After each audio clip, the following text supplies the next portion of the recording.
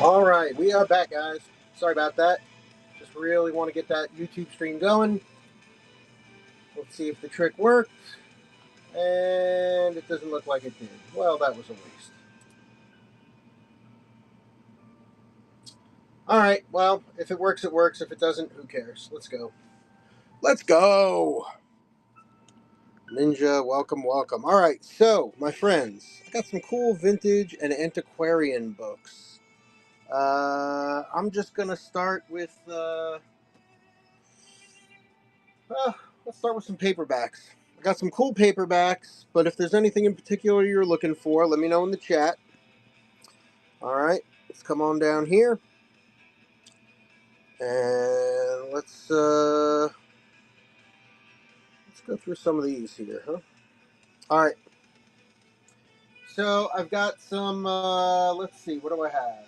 I've got kind of the romance adventure. I've got classics. I've got a little bit of kid stuff, some Oscar Wilde, military western.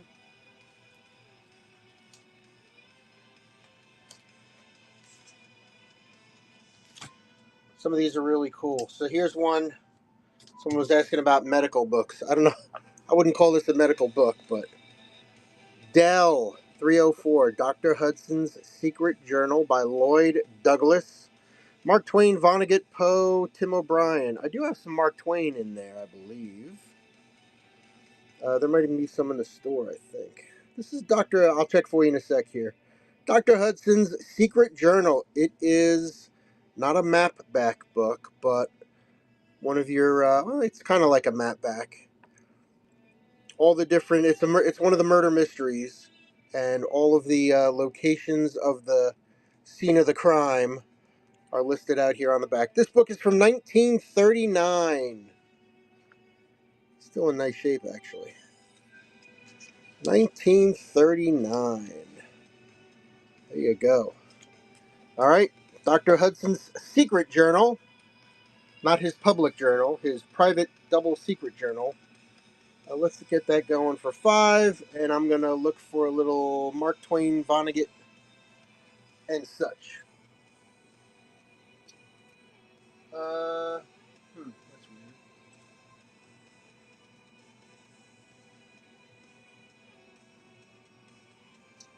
There they are. Okay. Good, good, good.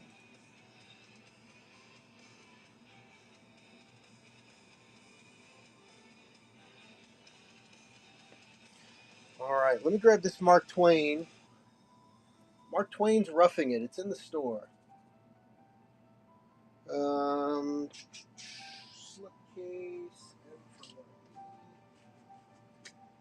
That's gonna be in box 1, 2. That's some cool H.G. Wells there too. Twain. All right. Here's a little Mark Twain.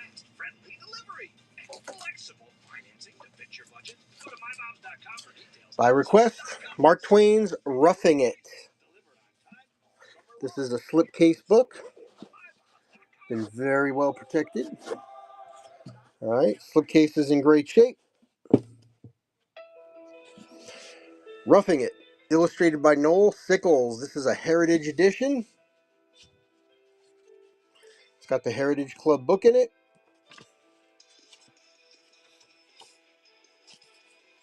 Avon, Connecticut. Really nice. 1972. Tons of great stuff in here. Tons of great stuff.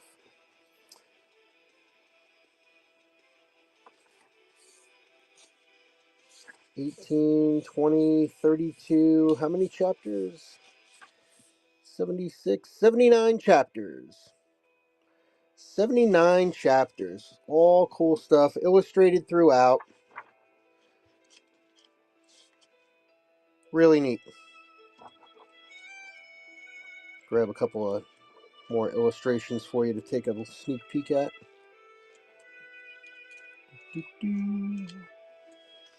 There you go. Centerfold. Woo, sexy. All right, there you go. Mark Twain, Roughing It.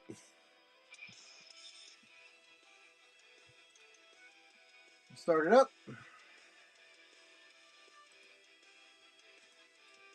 15 bucks, 20 seconds. Up and running.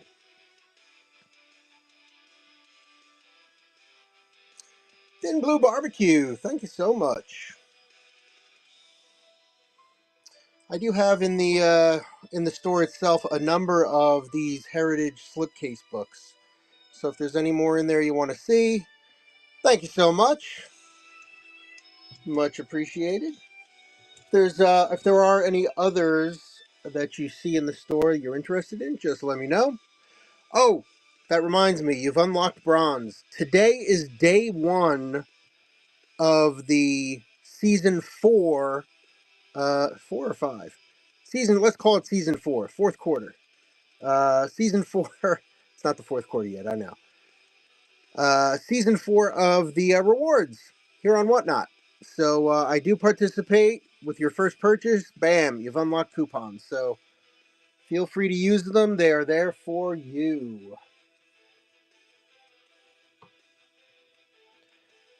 Thin Blue, thanks for coming back. Always appreciate the repeat business. Let me get this safely put away for you. You know I'm going to get it to you in perfect condition. All right, there we go. All right, Thin Blue pulls first blood. All right, get rid of the Twain. All right, very nice. Let's see, what else were there requests for? It was the Mark Twain, Vonnegut Poe, Tim O'Brien. I don't think so. Um,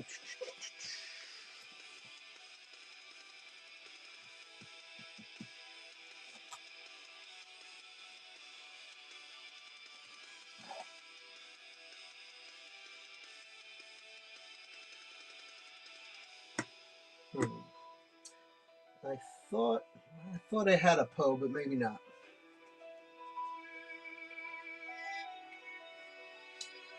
All right, well, we'll see if anything else pops in here. All right, Robert Frost or Classic Poets. Ooh. Ho, ho, ho, ho, ho, ho. Ho, ho, ho, ho, ho. Yes.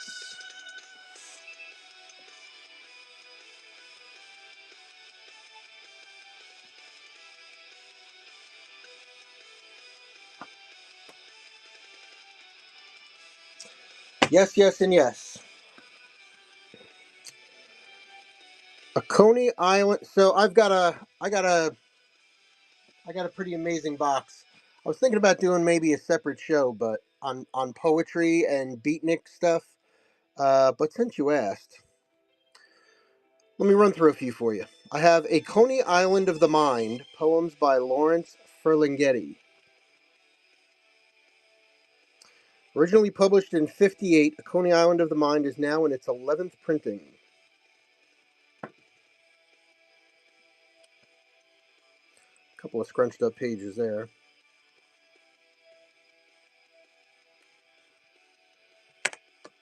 All right.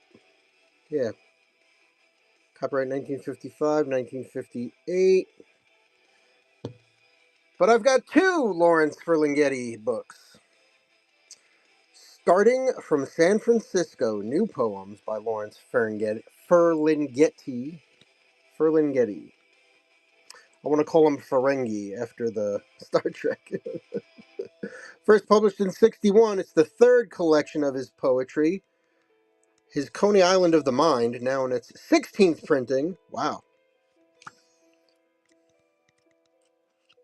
All right, so this post dates that. Let's do both of them. That's the sound of someone who's Let me see here. Let me run the 2 of them together. Or the checkout counter. We do the 2 of them together for $8. Now, if he has the Chase mobile app, he can use card lock. Wait, I could just lock my card? Yep, just a few tippy taps on his phone and That sound? That's peace Thin of mind. Blue is in. Why, thank you. Available for select mobile devices. Message and data rates may apply. JP Morgan Chase Bank NA, member FDIC. Last few seconds. Thin Blue taking it.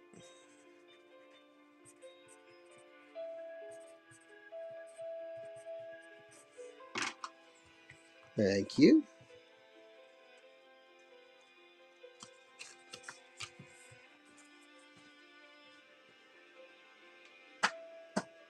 All right.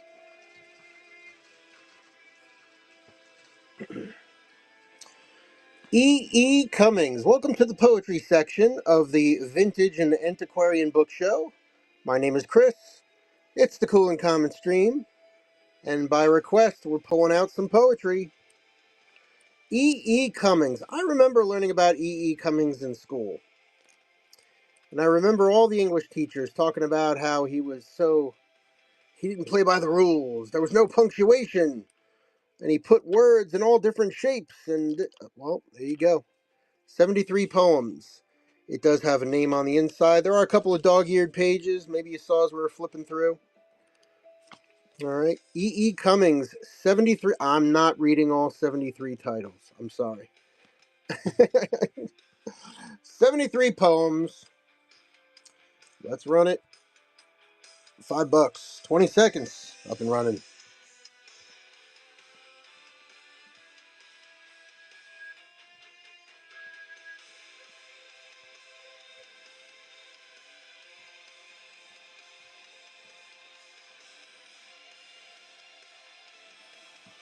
All right. We'll throw E back here. And all right. Let's get a little warm up going here. We'll warm up for the beatnik stuff. Here are the most vital and controversial writers on the American scene. The Beats.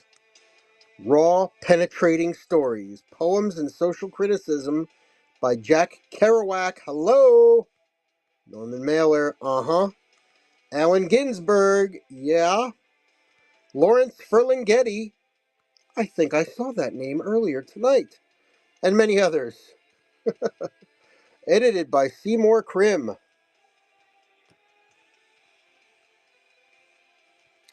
Got some Ferlinghetti in there. Look at that. Look at that. Look at that.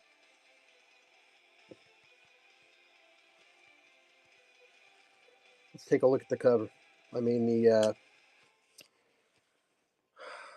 John Cleland Holmes, Dan Proper, Jack Kerouac, Greg Corso, Richard Barker, James Grady, Seymour Krim, Diane DePrima, Chandler Broussard, Jack Green, Ray Bremser, Norman. Oh my God. Unbelievable. William Burroughs, Allen Ginsberg, Death to Van Gogh's Ear, Herbert Gold, The Beat Mystique. I mean, come on. Let's check out the vitals here. Copyright 1960. First printing 1960. The Beats. The beat goes on. $5, 20 seconds. That's a steal. That's a steal.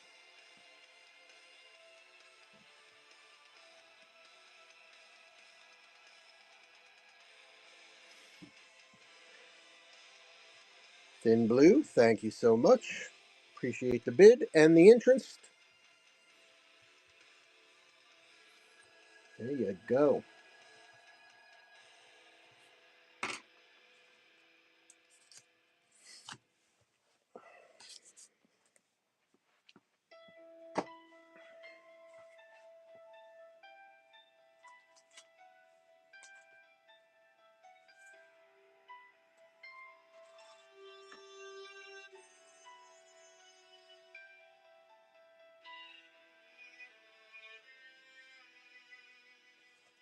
All right. Here we go. Here we go. I said I had some good stuff. Here we go. The Dharma Bums by the man who launched the hippie world, the daddy of the swinging psychedelic generation, Jack Kerouac, author of On the Road. Woo! Look at this one.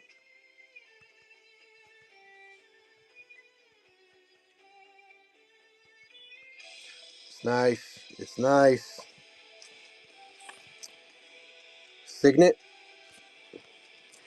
Copyright 1958. First printing October 1959. This is your third printing. Woo. Oofa. In this shape, I gotta go a few bucks more than 5.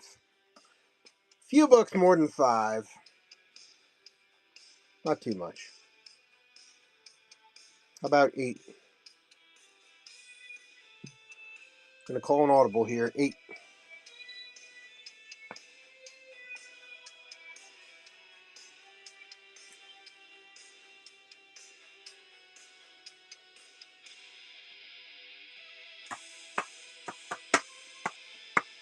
Last few seconds on the Dharma Bums. Alright, there's Jack. Poems. Maybe it's more about the poems. Pocket Poet Series. Howl and Other Poems by Allen Ginsberg. Introduction by William Carlos Williams. Book number 4 in the Pocket Poets series.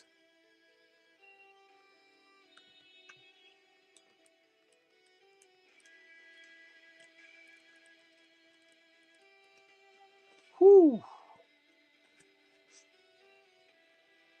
50th, July 1993. Howl and Other Poems by Ginsberg. Start this one at $3. Ginsberg, Poems, Howl. Howl. It was the howl that did it, right? There you go. Yeah, it's a nice one. There's no creasing on it, nothing. It's clean. I'm not above making a fool of myself to make a sale. So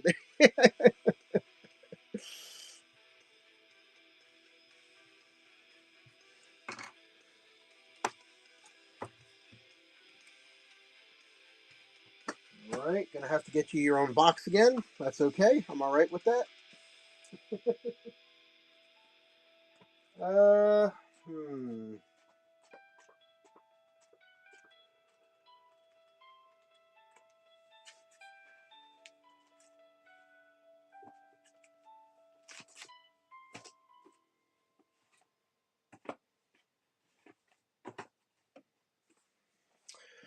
All right. Thanks for giving me some good reads headed my way. Oh, you got it. You got it. Well, how about this one? How about this one? Mexico City Blues, 242 choruses by Jack Kerouac. I wanted to be considered a jazz poet, blowing a long blues in an afternoon jam session on Sunday. I take 242 choruses. My ideas vary and sometimes roll from chorus to chorus or from halfway through a chorus to halfway into the next. So here you go. Basically, each chorus is a poem.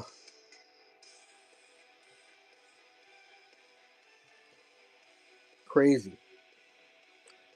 I guess kind of like free thinking thoughts and all kinds of stuff.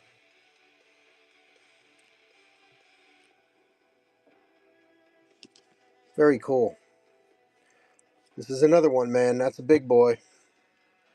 Jack Kerouac.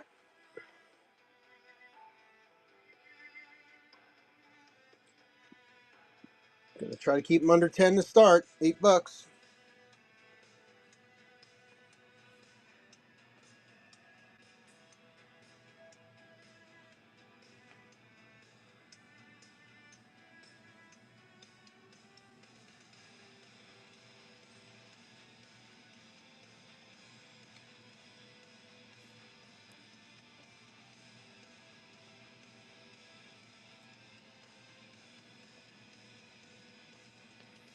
All right. Jack goes back. Keep some Jack together here. Hey, remember the 73 poems? How about another 50? Let's throw some more E. E. Cummings in there. Look at that. Look at that. Look at that poem. Air becomes or a new life now. And this no littler than a fear, no bigger than a hope, is standing star. That's a lot of E. E. That's a lot of poetry. 123 poems. Both together. 2 for 5. Why not?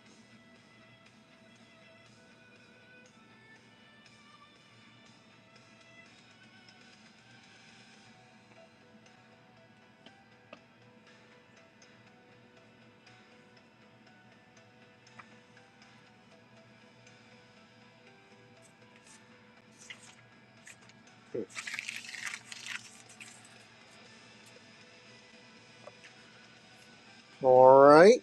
There's the E. E. Cummings. How about we change it up? How about some William Carlos Williams?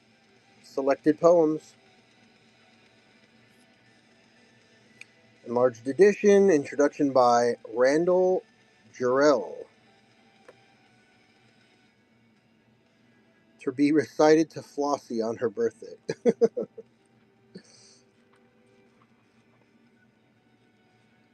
Nice shape. $2.50 price tag there. Copyright 1917, 1921. This is the second printing. Let's get it going. $5. Up and running.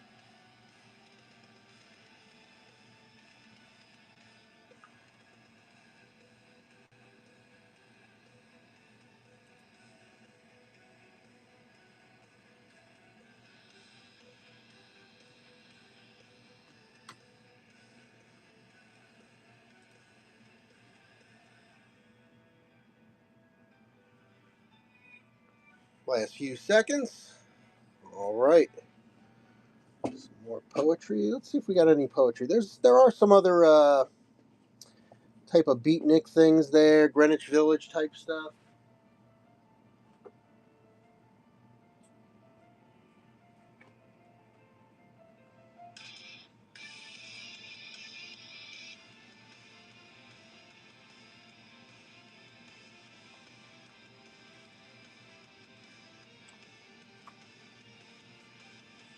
All right. Thin Blue. This is another Coney Island of the Mind. I don't think there's any creased pages in this one. All right. So I'm going to swap out this one for yours.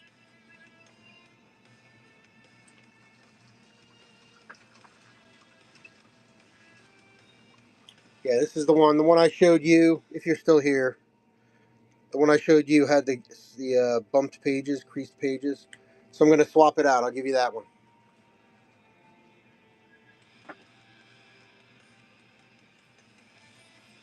All right, Greenwich Village. Little history. Greenwich Village, Fred McDara.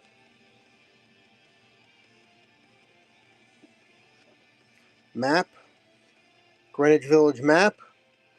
If you know anybody who lives in the area now, this would be an awesome present. All kinds of black and white photos. Wow, this thing is packed.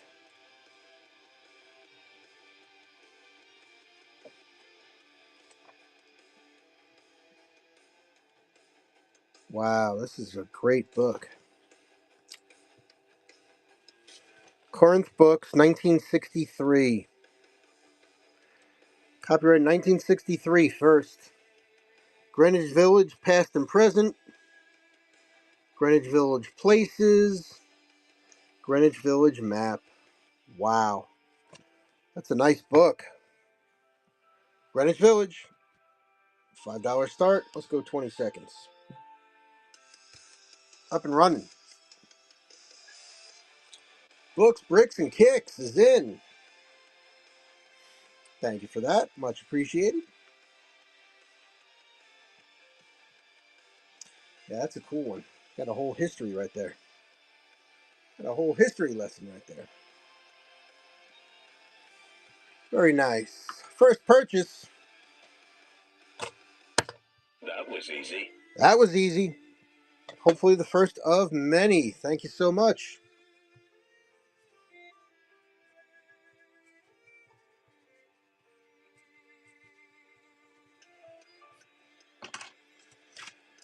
I do use the rewards program, so with a single purchase, you've already got some coupon action going.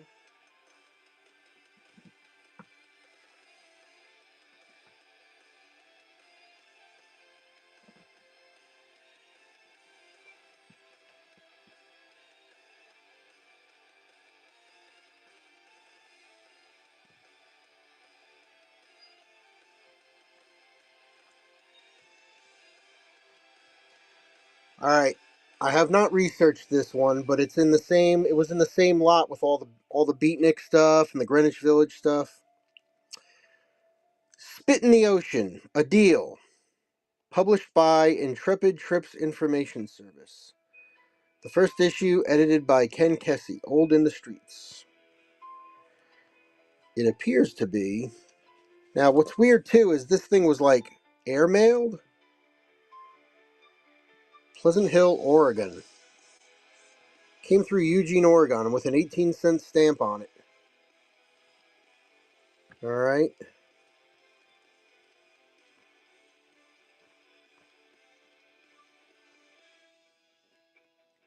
Hmm.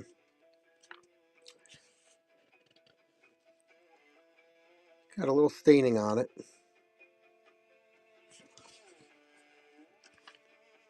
I'm just looking for like a little intro section or something. Old in the Streets, Harcourt Embrace, 1974. Copyright 1974, Ken Kesey.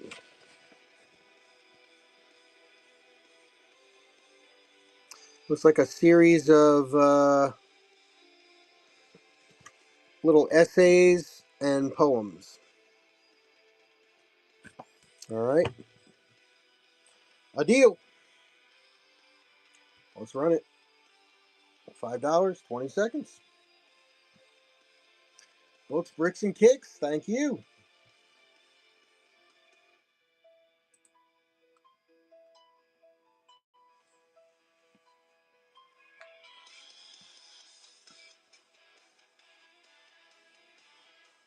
There we go. That was easy.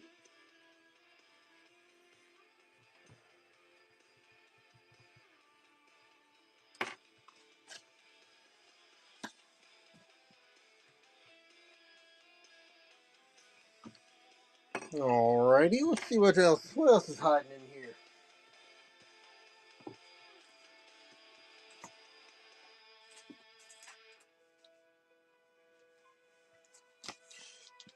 Here's another one.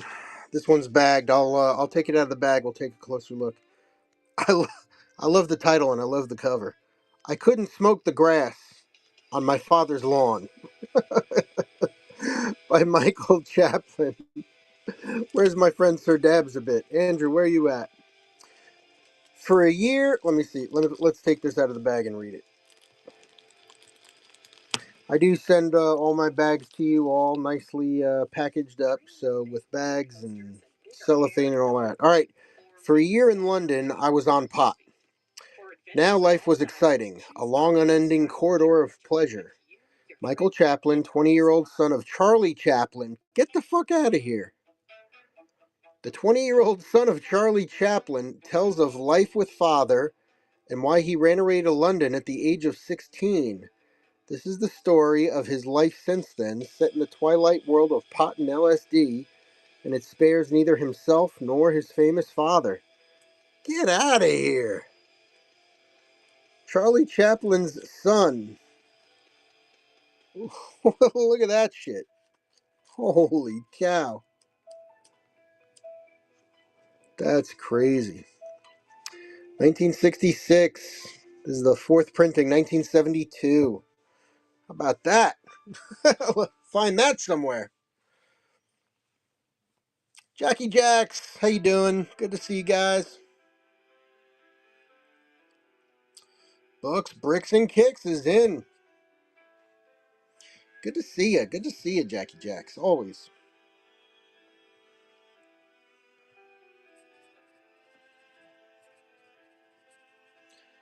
All right. Thank you again for that one.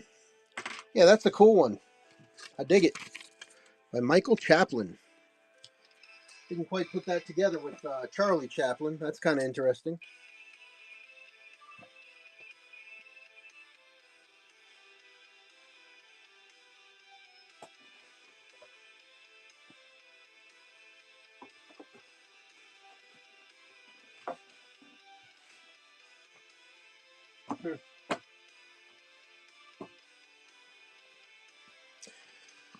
All right. Ariel, poems by Sylvia Plath. Introduction by Robert Lowell. In these poems, written in the last months of her life, and often rushed out at a rate of 2 or 3 a day, Sylvia Plath becomes herself, becomes something imaginary, newly, wildly, and subtly created. So, some of Plath's last work before she took her own life.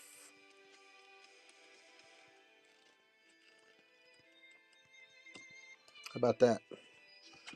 Got a little name in there. Ariel, poems by Sylvia Plath. Let's do it.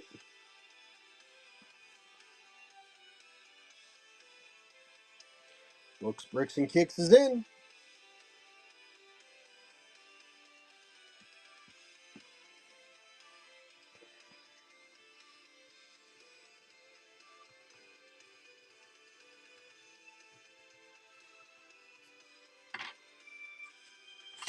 There you go. That's how you do it. Now I do have a second one. It's in the same condition. So, Kicks, if you want a second one, here you go. If anybody else is interested, jump on in at 5.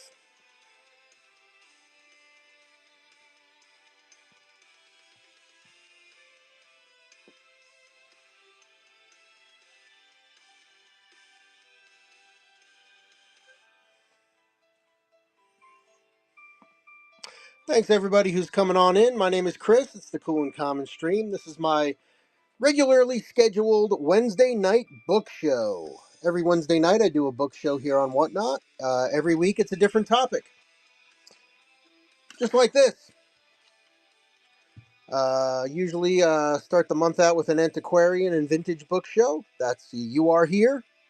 I do a show on sex and related, so not pornography. I'm not selling Playboys yet, but they are books about adult topics for adults by adults.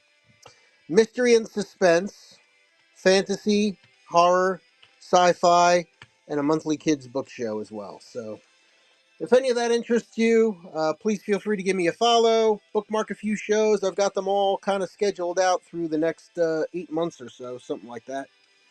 So I also do sell comic books on Friday, and on Sundays I alternate between music, CDs, cassettes, vinyl, and then on the other Sunday I will do ephemera. So come on by, check it out, give me a follow, and hope to see you there. All right, let's grab another book. We seem to be doing okay with the poetry, so I'll keep it coming until you guys tell me enough. The Colossus, poems by Sylvia Plath. All right, we got Ariel sitting over there.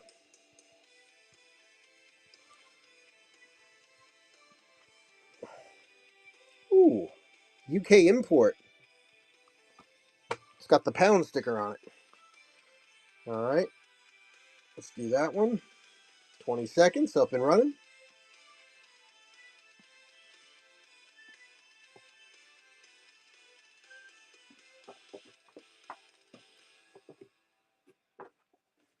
For the ones who get it done, the most important part is the one you need now. And the best partner is the one who can deliver. That's why millions of maintenance and repair 5, all right, just for fun. Here's 2 Plath, Ariel, and Colossus. Let's do the two of them together for $8. What do you say? We have an unwavering commitment $4 to a book. keep you up and running. Call thegranger.com or just stop by. Granger, for the ones who get it done.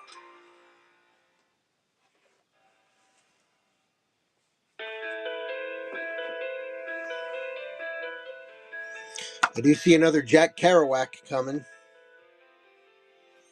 All right, thanks for looking at Plath. We got E.E. Cummings, Sylvia Plath, Jack Kerouac, William Carlos Williams, and here's another Ferlinghetti. So earlier in the show, we sold a Ferlinghetti. Here's another one, Routines. In this collection of a dozen very short plays, Ferlinghetti extends the experiments he began in Unfair Arguments with Existence into an area barely explored by any dramatist to date, a no man's land between old-style drama and the spontaneous improvisation of the happening. In a kind of third-stream theater between these two extremes, he's created blueprints for dramatic action, outlines from which director and actor may create and interpret freely. So it sounds like the infrastructure, the bones of an improvisational type play structure. I will admit I'm not familiar with Ferlinghetti. I know obviously Kerouac and Sylvia Plath and some of the others, but Ferlinghetti is new to me, so check him out.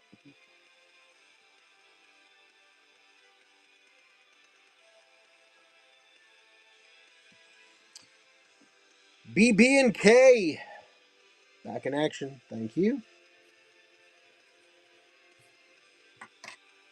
Last few seconds. All right, in on the Ferlinghetti. Thank you.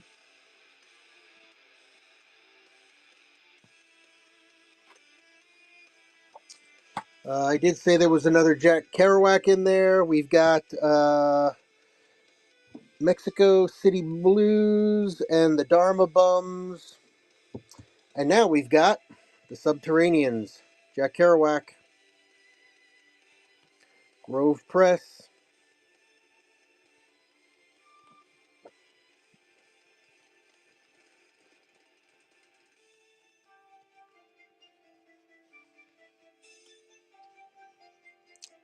All right, copyright 1958. There you go. Whoo!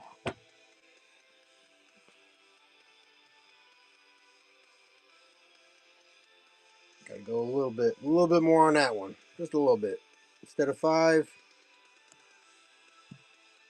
let's do 8.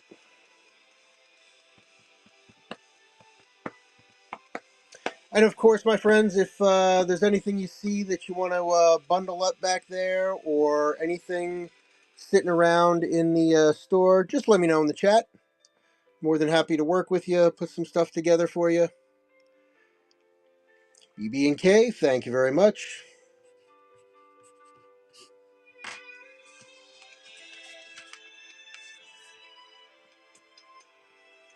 Practically giving them away. Practically giving them away. Hope you're enjoying them.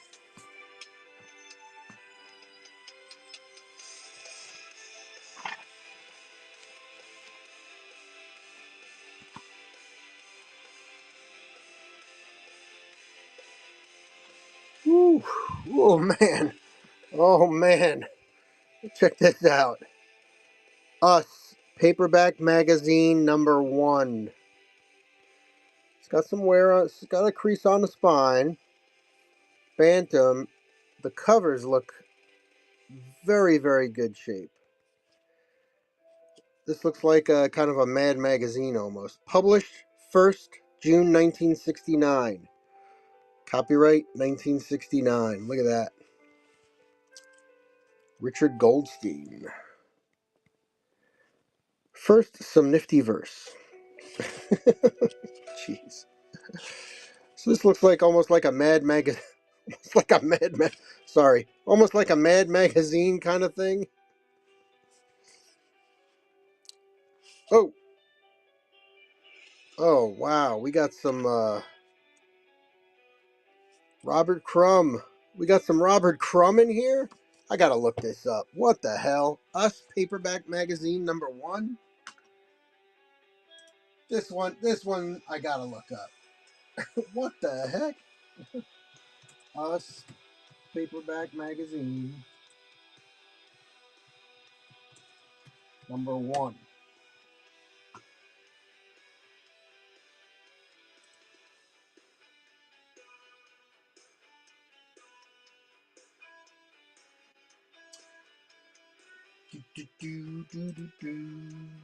Gonna put it in the book category.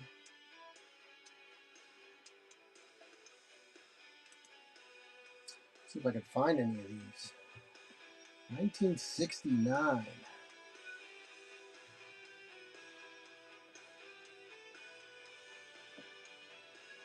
Us a Paperback Magazine, volumes 1, 2, and 3, $35. #1, $10. #1 and 2, 22. Yeah, it looks like it's about a $10 book. Wow, how cool is that? How cool is that? Yeah, it looks like a pretty steady $10 book, so let's just go 7.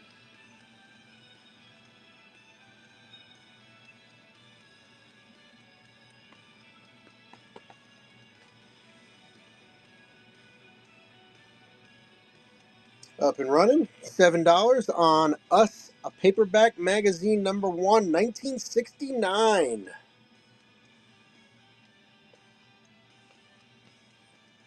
Down to the last 5 seconds.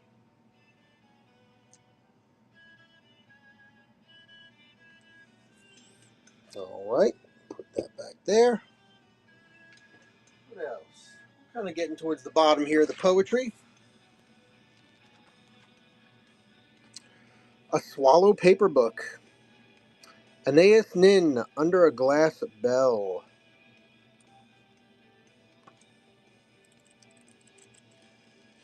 Nice shape. Wendy Allen Carlson stamp name, Under a Glass Bell and Other Stories. Aeneas Nin, Swallow Press. Copyright 1948. What's the year on this one? 44, 41, 38. Copyright 1948. I don't know. I don't think this doesn't feel like a 1948 paperback book. Houseboat, The Mouse, Under a Glass Bell, The Mohican, Je suis le plus malin des surrealistes. I don't even speak French. Ragtime, The Labyrinth, Through the Streets of My Own Labyrinth, The All-Seeing, The Eye's Journey, The Child Born Out of the Fog, Hedja and Birth. 96, there's about a 100-page book. Interesting. Under a Glass Bell, up and running.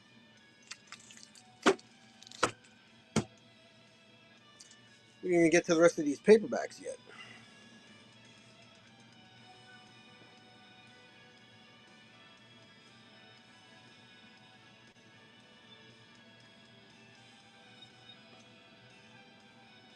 All right, the next one we're going to do is going to be a twofer. Last 5 seconds.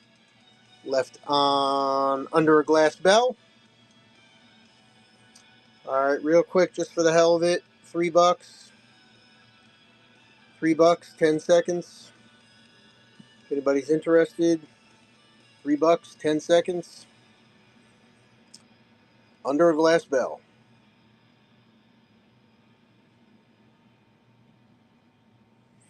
All right, thanks for looking at that one. Let's do a twofer. These are both obviously from the same book series. Book #1, Pocket Poets. Book #1, Pictures of the Gone World, Lawrence Ferlinghetti. Book of Poetry. Book 2, Pocket Poet Series, 30 Spanish Poems of Love and Exile. In English. Translated into the English. There's a twofer.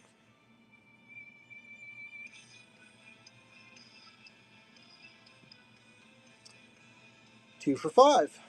20 seconds. Up and running. And we still do have some other Ferlinghetti left as well.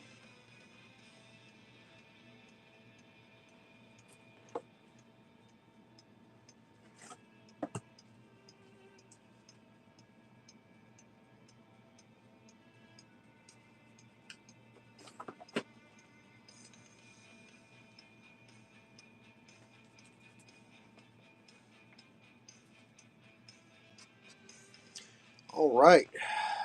BBK. Thank you.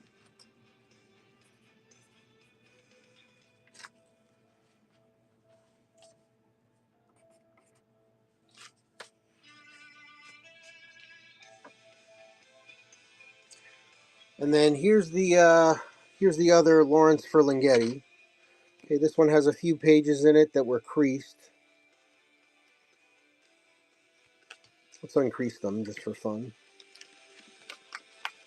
Get that uncreased.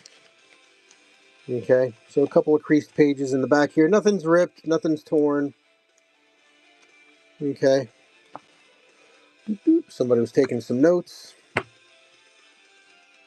All right, I'm gonna run this one for $3 for the creased pages.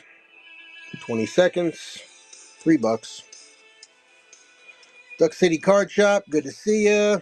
Kirk, welcome. Lorraine, how you doing? Melissa, good to see everybody. Excuse me. Thanks for coming in. My name is Chris. It's the Cool and Common Stream. Welcome to my Wednesday night book show. This book show is vintage and antiquarian books, all different themes, all kinds of crazy stuff. That, my friends, finishes the vintage and beatnik poetry. All right, thanks for that. That was a fun little run. There was a little bit more in the bottom of this lot that I had purchased. Here we go. These are all kind of in that Mad Magazine, National Lampoon kind of genre. College parodies, hilarious imitations of Life, Playboy, The New Yorker, and other favorites by the top college humor magazines. Valentine Books. So there's everything in here. Sports Illustrated, Newsweek, Playboy, Smut Magazine. Let's give it a flip through. Let's take it out of the bag. I do put all the paperbacks and books in new bags when they come to you, just in case anything gets wet. We don't want your book getting wet. Let's see if there's anything I can't show here. Hold on. Oh, wow, that's cool. There's a couple things I can't show here. All right, so check it out. They literally take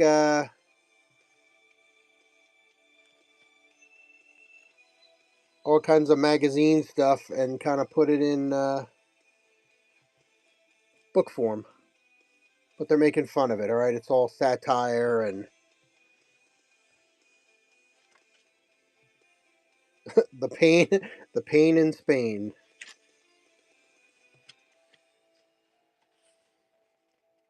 That's funny. All right, college parodies.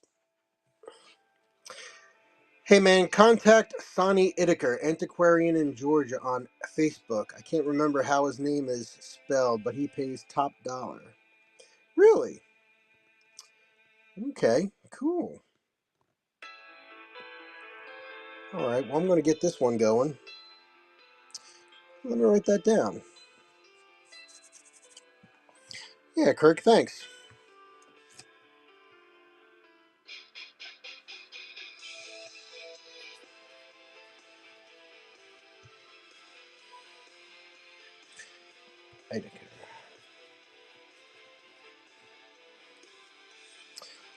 In Georgia, Facebook. All right. Hey, thanks for that info. I appreciate that. All right, so there's the college parodies.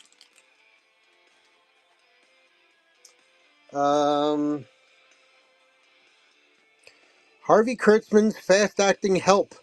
Don't reach for that pill. Sit still and go crazy with the best cartoons, photos, and satire from America's zaniest humor magazine. Tense, nervous, tired.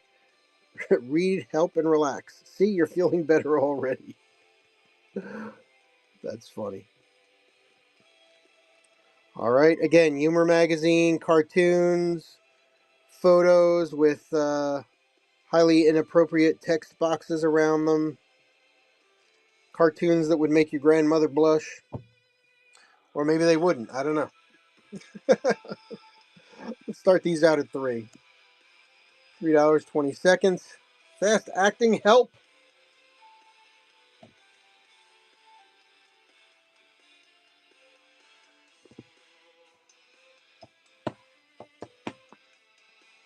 Down to the last 5 seconds.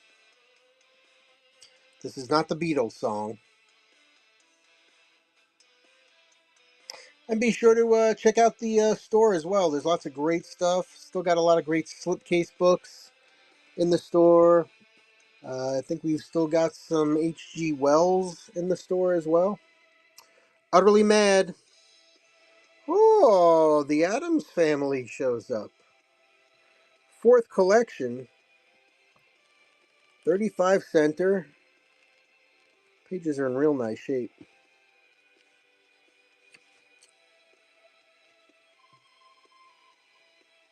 Second printing, 1956. Hello. Second printing, 1956. $5.20.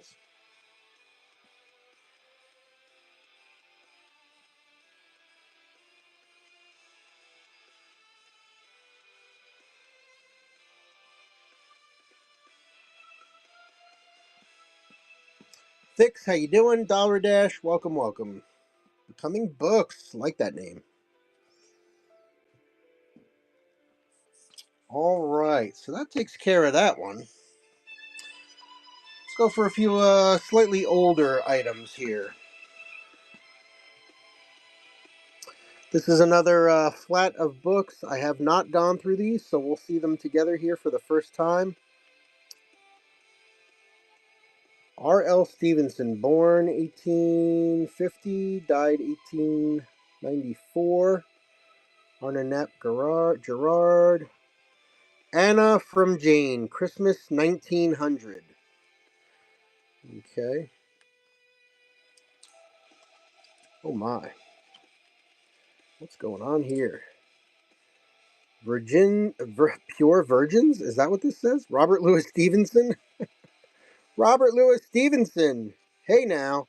We do have a little damage here. Okay, little damage on the spine. It is connected though. It's not going anywhere. Wow, how about that? Anna Gerard Wilson. Book plate. All right, Robert Louis Stevenson, 1900. $5 start.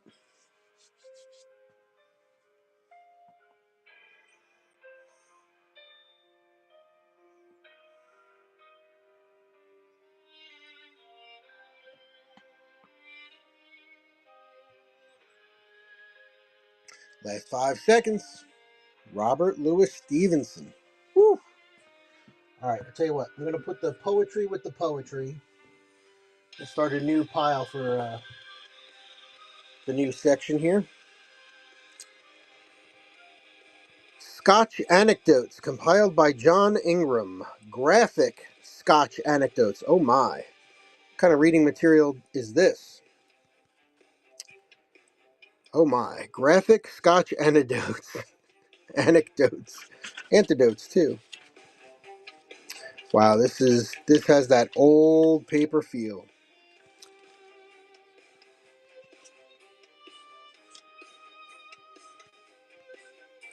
Good wine needs no bush, and a collection of anecdotes, especially Scottish anecdotes, stands in little need of formal introduction. My aim has been to make, as far as possible, a compact little collection of the best anecdotes, old and new, illustrating Scottish life and character in all its various phases and aspects. Our national life is changing, and even now is different from what it was some 40 or 50 years ago. so that these old stories and witty sayings of our fathers and our contemporaries serve to illustrate many of the quaint conceits of the language, social life, and literature of Scotland during the century. Every new book on the subject rescues and preserves a few, at least, of these interesting relics. The object of this collection, however, is, I must confess, not antiquarian, but highly utilitarian. Well, how about that? I'm just looking for a date on it. It's got to be circa 1900 something. Early, late 1800s? Gotta be. Gotta be. All right, here we go. Scotch anecdotes. $5. 20 seconds.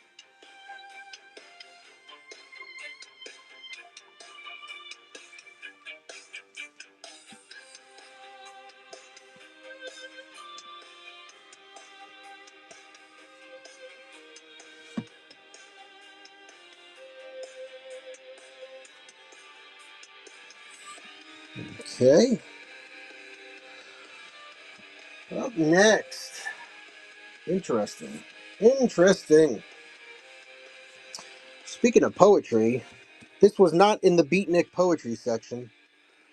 John Milton, Complete Poetry and Selected Prose. All the poetry, Paradise Lost, Paradise Regained, Samson, Agonistes, Lycidas, L'Allegro, and Il Pensiero. And in the prose section, the famous Areopagitica and many other great essays. Over 700 pages long. Modern Library. Price clipped. Wow, look at that. Advertising on the inside of the slipcase. Alright. Looks like there was a Payless sticker in there too. Wow. Nice condition. Nice condition. Jacket's got a little tear right there. Just a little tear. Let me change the weight on this one. Of course, once you get to 1 pound, I do use flat rate shipping. So once you do get to 1 pound, shipping's free thereafter. You'll pay no more than $9.22 in total for your shipping. And one book like this, and you're all good to go. Tiffany knows it. Tiffany's my girl now for the next 5 seconds.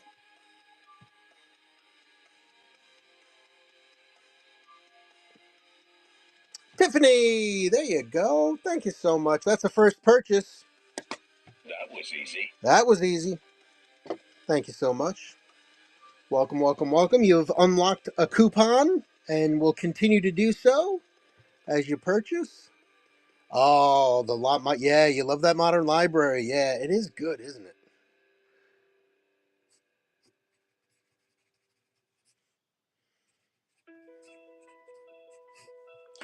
Tiffany, thank you so much. Let me see if there's any more of those in here.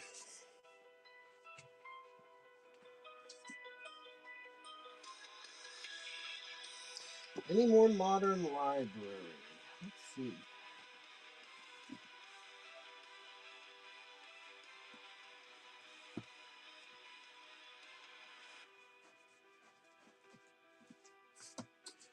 No, it doesn't look like it.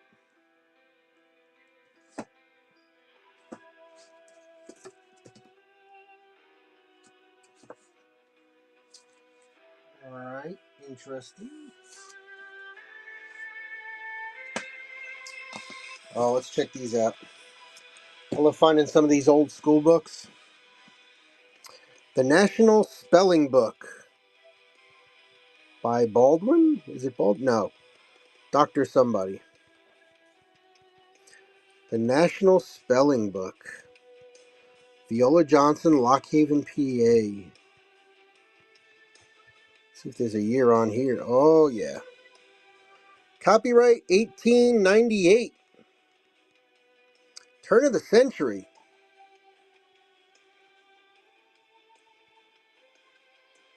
Spelling. Look at that.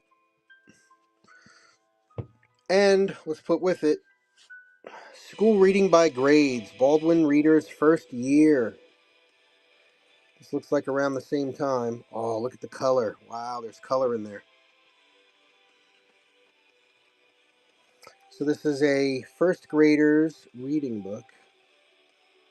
1897. American Book Company.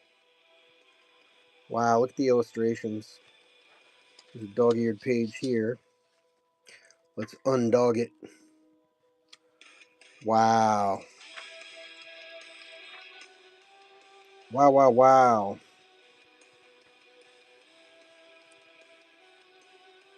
Got some color in there.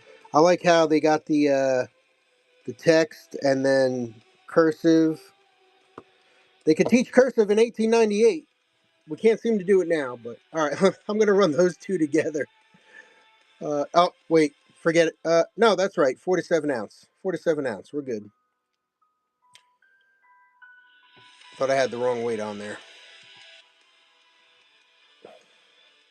It's a twofer.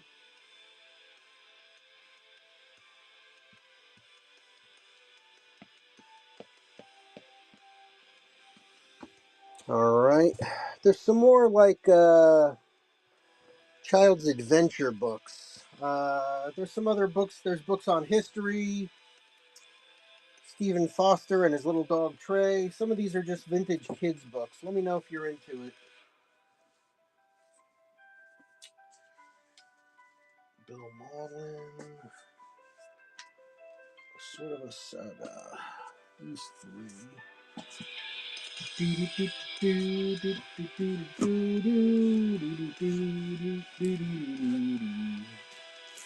All right, here's one for you. For all the academics in the room, Charles Lamb, The Complete Works and Letters of Charles Lamb, a modern library giant. It's a giant, all right. The best of the world's best books, modern library. See, I did find another one in there. Yeah, the sleeve we're not going to take off. Modern Library.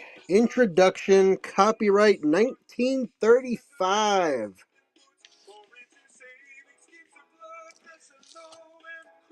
Nice.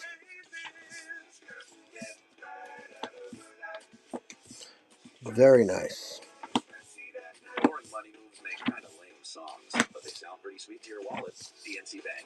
Wow. Great shape. Great shape. That's a big boy. It's heavy. But it is the complete works and letters of Charles Lamb. Now, who is Charles Lamb, you're asking me? Is that what you're saying there? Why should I care about Charles Lamb? Charles Lamb. Charles Lamb was an English essayist and poet. He was born in February 1775, died December 1834. Was an English essayist, poet, and antiquarian, best known for his Essays of Elia and for the children's book Tales from Shakespeare, co-authored with his sister Mary Lamb. His sister's name was Mary Lamb. Just think about that for a second. How much teasing did she... was that poem even a thing back in the... Mary had a little lamb? Oh my God. How could you name your... Even if it was, how could you name your kid Mary? Tales from Shakespeare. Wait a minute.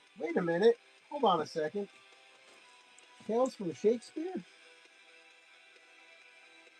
I think that's in here. I think I saw that in here.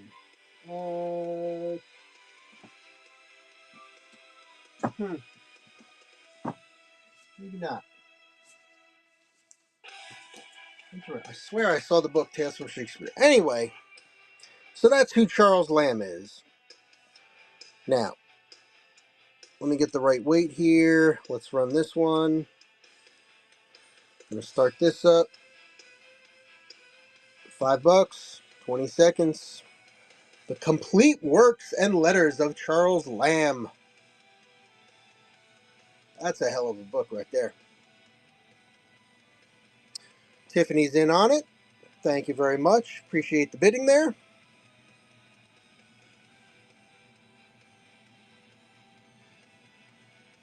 That is a good get indeed.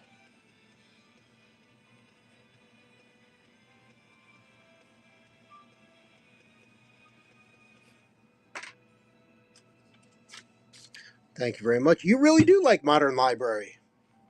You're very welcome. Enjoy. Enjoy.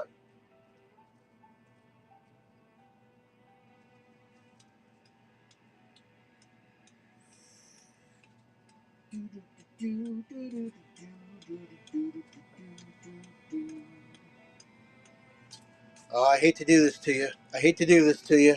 There was another one in there. The Ordeal of Richard Feverel by George Meredith. The Modern Library. Book 134. This one's got somebody put the Mylar on it for us. Cover looks in great shape. Looks like it's price clipped. Boards. These books are clean, man. Wow. All right, let's get a year on this one. 1927. Woohoo! Nice. Wow, it looks nice. This thing is clean. You could have bought this at a bookstore today. Damn, 1927.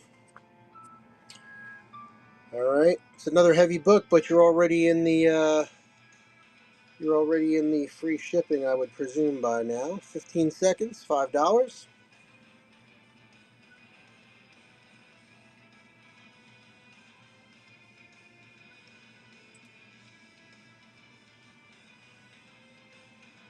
Last few seconds. Tiffany.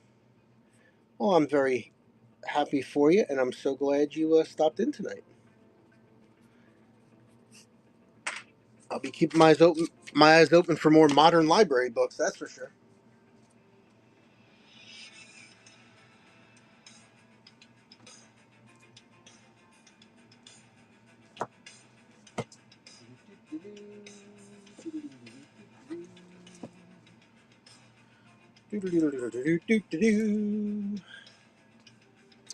Mary Webb, Precious Bane. I swear to God, I did not look at these books before we started. Modern Library. Mary Webb, Precious Bane, a novel that touches the heart with its lyrical beauty and compassion. The best of the world's best books are in the Modern Library. Cloth-bound books at paperback prices. This is another one. Wow, look at that green. That pops. This book, Tiffany, this book looks like just as brand new as the other one did. That's crazy. First published 1926. Wow.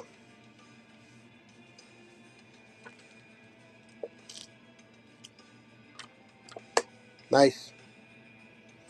Nice and square. Boards are nice. Precious Bane. It was meant to be, I suppose. I suppose stranger things have happened.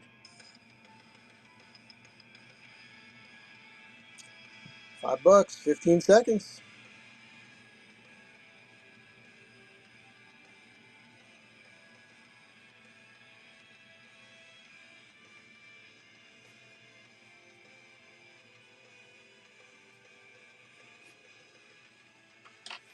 There you go. Bingo. Use those coupons. Use those coupons. As they come, use them.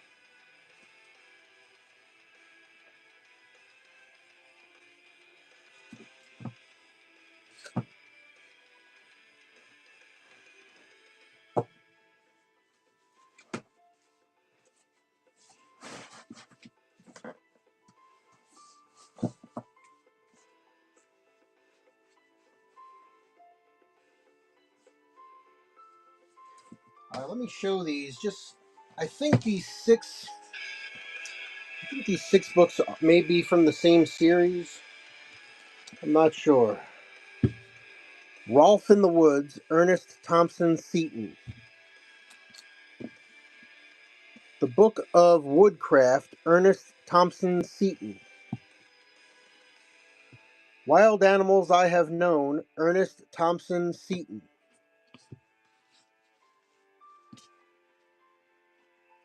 Wild Animals at Home, Ernest Thompson Seton. Ooh, this is a nice one. Wow. Lives of the Hunted, Ernest Seton Thompson. Not Ernest Thompson Seton. Ernest Seton. That's funny. These 5 books have his name as Ernest Thomas Seton, and this book has Ernest Seton Thompson. Pre-bid on Black Beauty? Well, let's do it. Let's do it to it. All right. So these are obviously, again, I appreciate you looking at this stuff with me. I had not gone through this flat of books before the show, so we're finding some cool stuff here together. All right. Let me see. Let me check those pre-bids. Thanks for letting me know in the chat. Anna Sewell, Black Beauty. Let me go grab that one for you. Thank you for the pre-bid.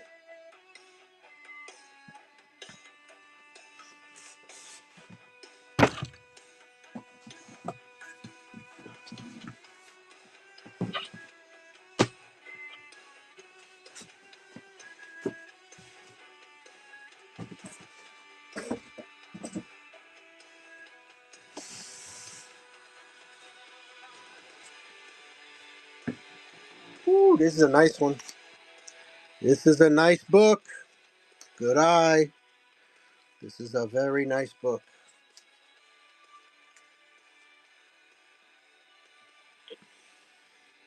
Here you go. Black Beauty. Look at this. Anna Sewell. Illustrated by Fritz Eichenberg. And I do seem to recall it is beautifully illustrated. All kinds of color going on here. Copyright 1945, renewed in 1973. This is the 1994 printing. Give it a quick flip for you. But I can tell you it is another beauteous book. Right? So the Mylar's in good shape. Again, all the great color illustrations. Really nice. Spine is tight. Still creaks when you open it a little bit. Let's do it. Thank you for the pre-bid. Much appreciated.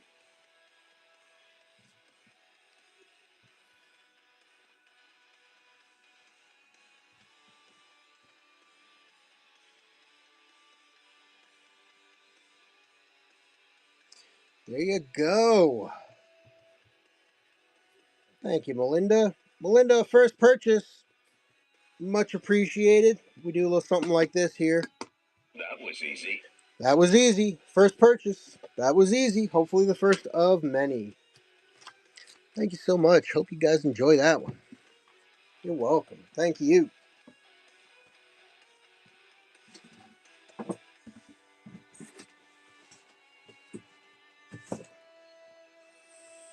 All right, so we had all those animal books. If anybody was interested in any of those, let me know. Got a few other interesting ones. Let's see. Bill Malden. Okay, here we go. Emily Zola, or Emile. Piping Hot and Other Stories. If you want your reading alive with real people in real life situations, people with passions, appetites, wills of their own, and courage, read Zola. 2 of his greatest novels are presented, Piping Hot, a penetrating picture of Paris middle-class life, and Nana's Mother, an equally vivid study of that city's lower class. So, book about French life. got the little ribbon bookmark in there. Somebody used a little piece of ribbon. They got through the first story at least. I'm going to keep that in there with it. Emile Zola.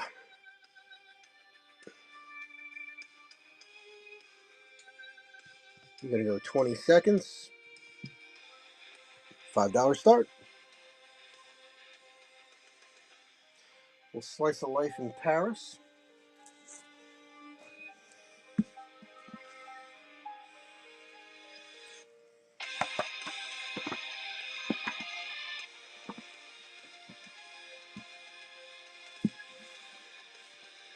Can I please see The Princess and the Pea? Oh, most certainly.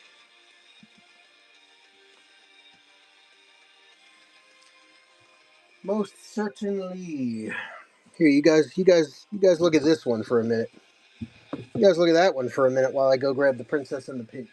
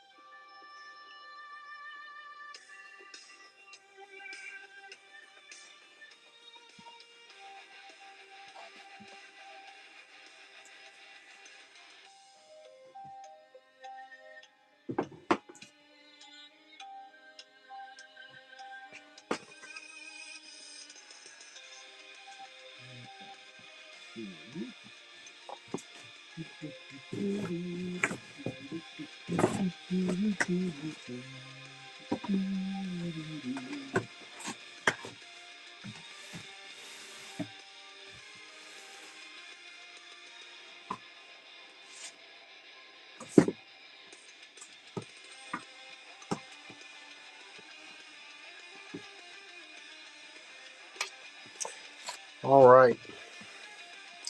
Here is The Princess and the Pea. Just got some corner loss here. A little bit of a peel back here up top.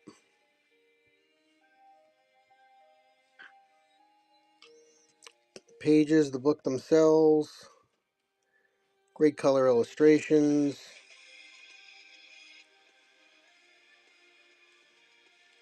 Beautiful illustrations.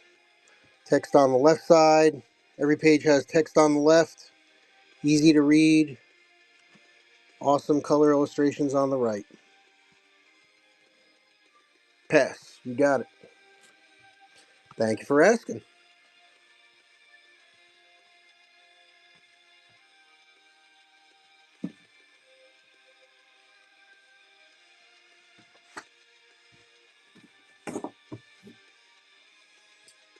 Alright, what else did I want to show you? Oh yeah.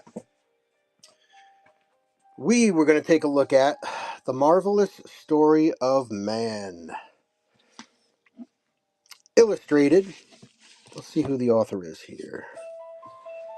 We got Clarence M. Piper's book, April 16th, 1907. The story of man embracing his origin, antiquity, primitive condition, races, languages, religions, superstitions, customs, and peculiarities. G. Dallas Lind, M.D., Professor of Natural Sciences. Of all things, the most interesting to man is man. Fully illustrated. Copyright 1900 and 1905. Well, with the 1905 and the 1907 date in it, you can imagine. Let's check out the, okay, so this is 1907, so that puts it pretty early. Contents, Book 1, Primeval Man, Man in History.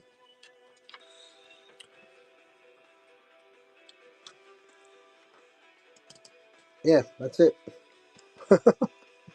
It only goes up to that time period. How about that? All right, let's do this one. This one will be a little heavier. $5. 20 seconds.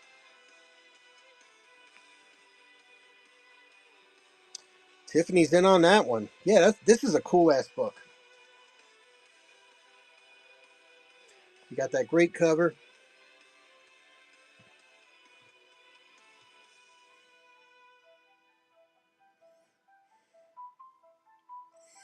Nice. Tiffany, thank you again. Hopefully you'll enjoy this one.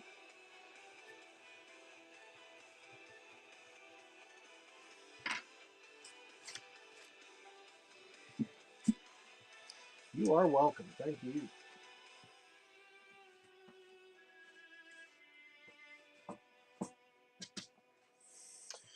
All right. What's this one? Woo! Oh man! Oh man! All right. Oh, this is too cool. Oh, I don't even know if I should. I don't even know if I should sell this one. All right, I'm gonna sell it. Here we go. All right, what am I hemming and hawing about? Our national. Think of all the things you hear about on the weather today. Our national calamity of fire, flood, and tornado. Thrilling stories with photographs and sketches. All right, so we definitely got some body wear here. All right, so the outside edges, the corners. This thing's been rubbed. This thing's been rubbed. Well, I don't want to say what it's been rubbed more than, but you fill in that blank yourself. All right.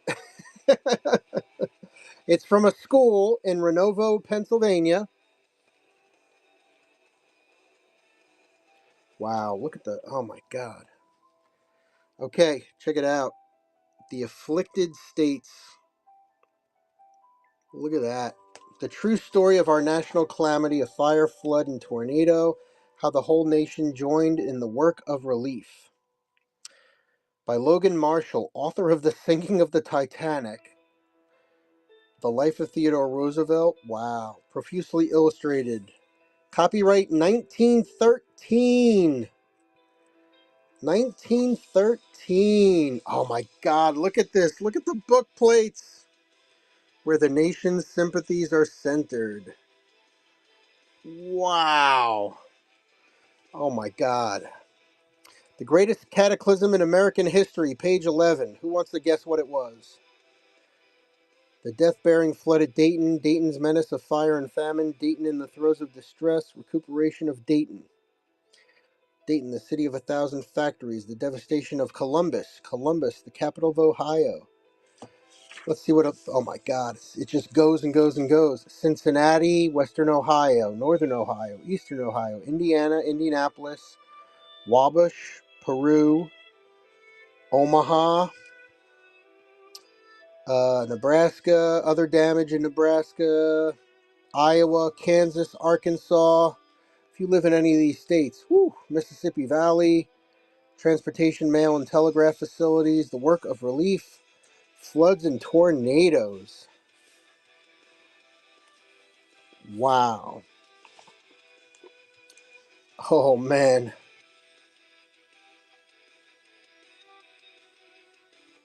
Wow. This book is crazy. All right. Enough gawking. Enough gawking. Let's go.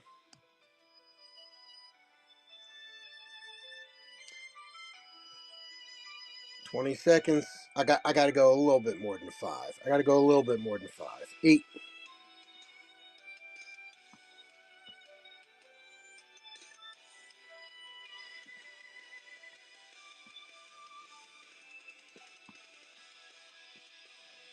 It also is it looks, well, we said it at the beginning, right? It's a former library book. There's the, let's see, did anybody ever take this book out? Did anybody ever take this book out? Look at that. With all the wear on this book, you think they took it out a million times a month. Look at that. All right, $5. $5.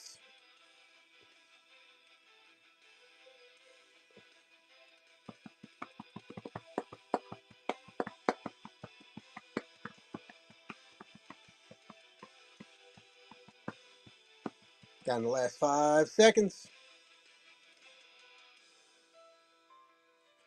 All right. Too much disaster in the news, right? Who needs to read about it from 100 years ago?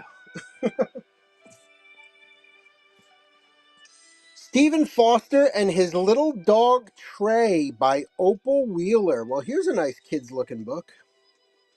A little bit of a tear down here at the bottom. Otherwise, words are pretty nice. Got the nice inside illustration on the inside papers. Looks like there's a little bit of a tear here. A little tear on the inside. Binding is good, though. Illustrations by Mary Greenwalt. It's a Dutton book. Copyright 1941, second printing 1943. So 1943. Dedicated to her husband. Whoa, looks like we may have some socially inappropriate illustrations, but there you go. Wow. Minstrel show. I don't even know if I could sell this now.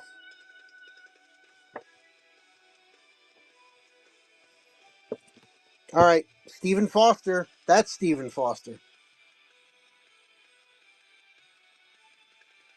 The one who wrote all the American anthems.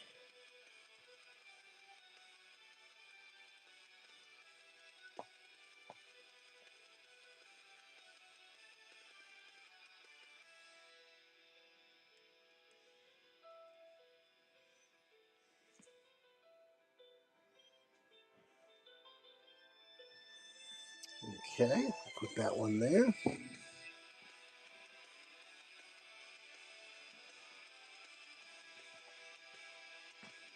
Beautiful cover on this one. Look at that. Whitetail, The Deer's Adventures.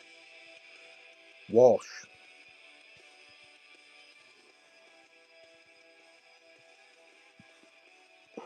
Looks to be in pretty good shape. A little bit of wear, a little bit of rubbing on the bottom, but look at that cover. Love it. To Donald Groom Jr. from Mrs. Smith, from Mrs. White, Mrs. L. White. June 3rd, 1936. Oh, look at that color photo.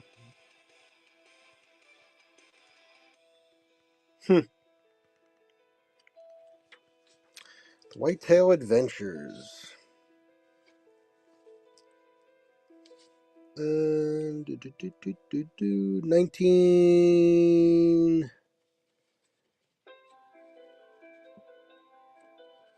Oh, copyright 1907, but 1922. Wow, 1922. Looks like we got a little original art in the back there. That's kind of funny.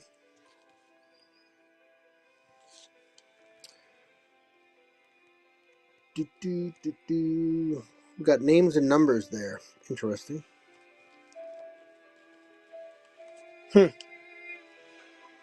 All right, there you go. Whitetail, The Deer's Adventures.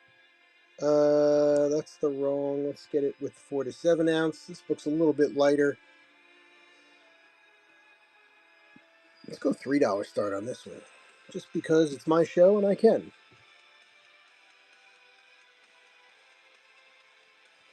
Keisha, hey, thank you for the bid. Much appreciated.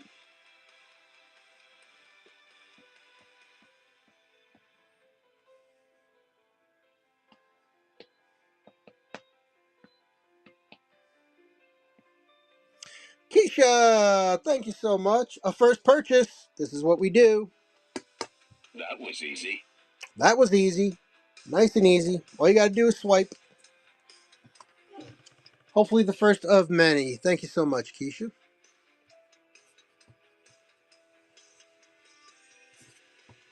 And you have unlocked a coupon. So I do use the rewards program here. The coupons are for you guys, so don't be afraid to use them.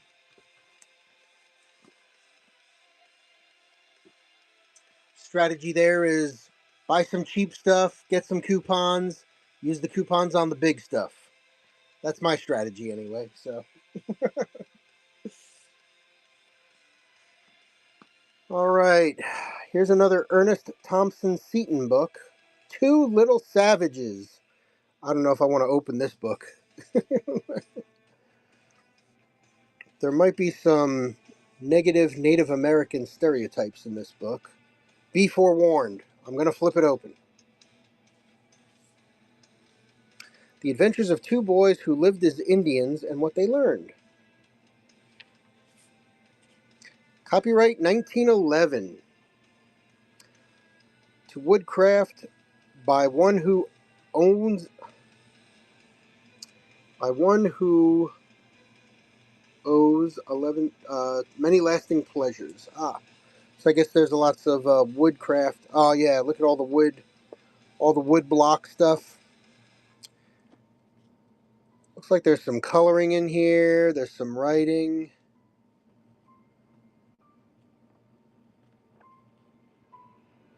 The paper definitely has that old paper feel. It feels more like fabric than paper.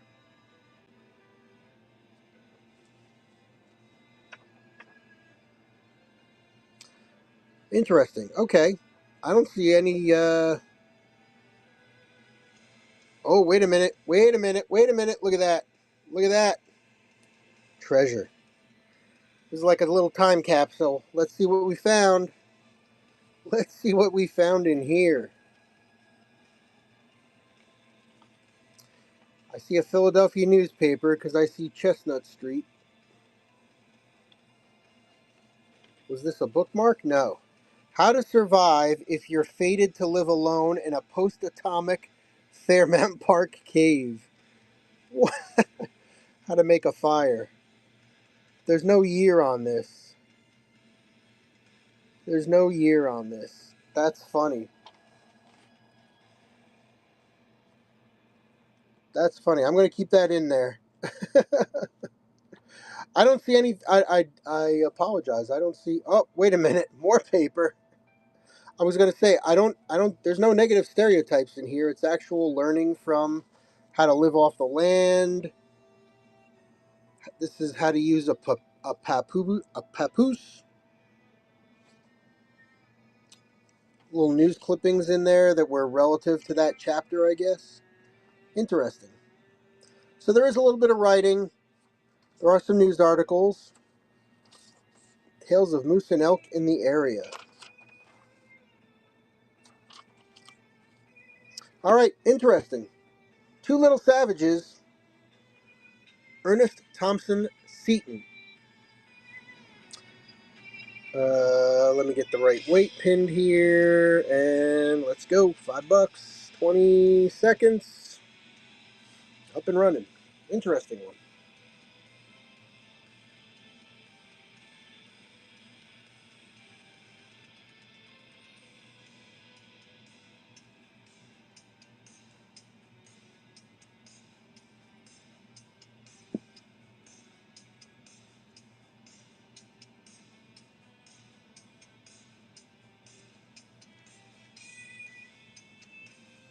All right, let's check out this one.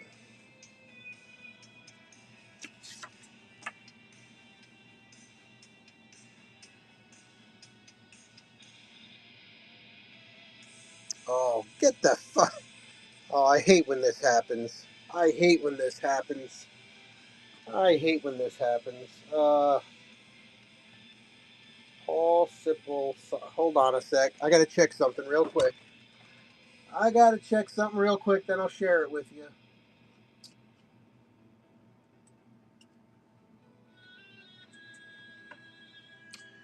SIPLE.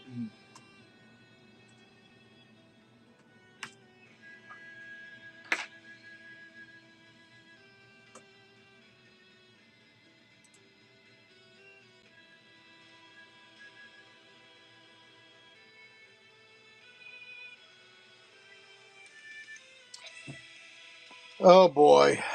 Oh boy.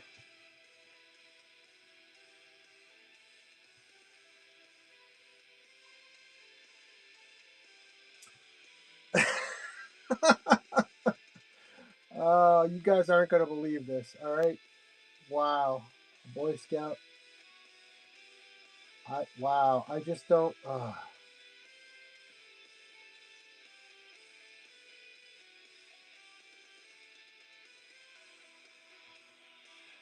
Wow. Okay. Are you ready? Are you ready for this? Here's the show and share portion of the Cool and Common stream. Robin Hood. Do I have any Robin Hood? I don't think so. Ziggy, how you doing? All right, so I just pulled the next book that I was going to show. A Boy Scout with Bird by Paul Seipel. It's got some wear to it, to say the least, but it's all together.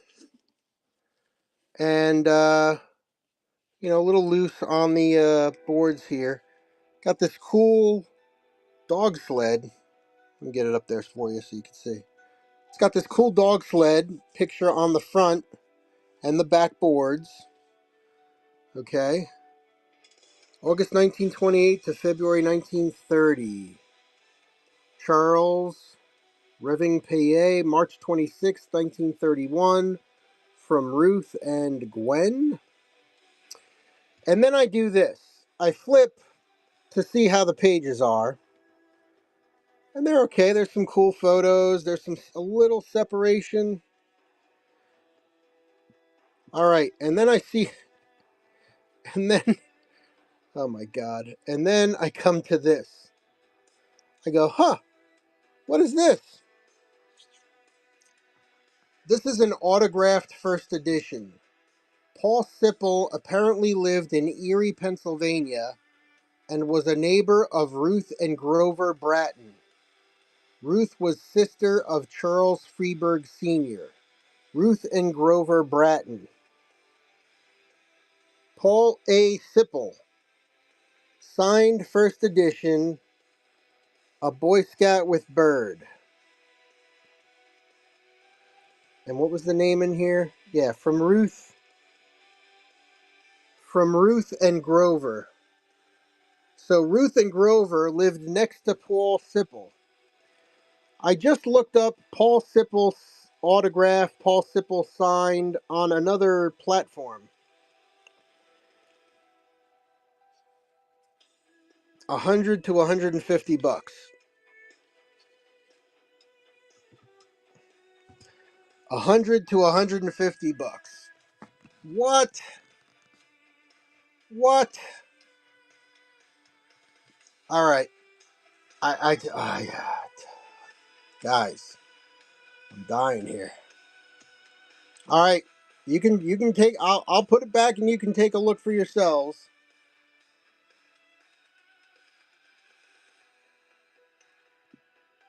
I'm going to run it for 50 bucks for 30 seconds.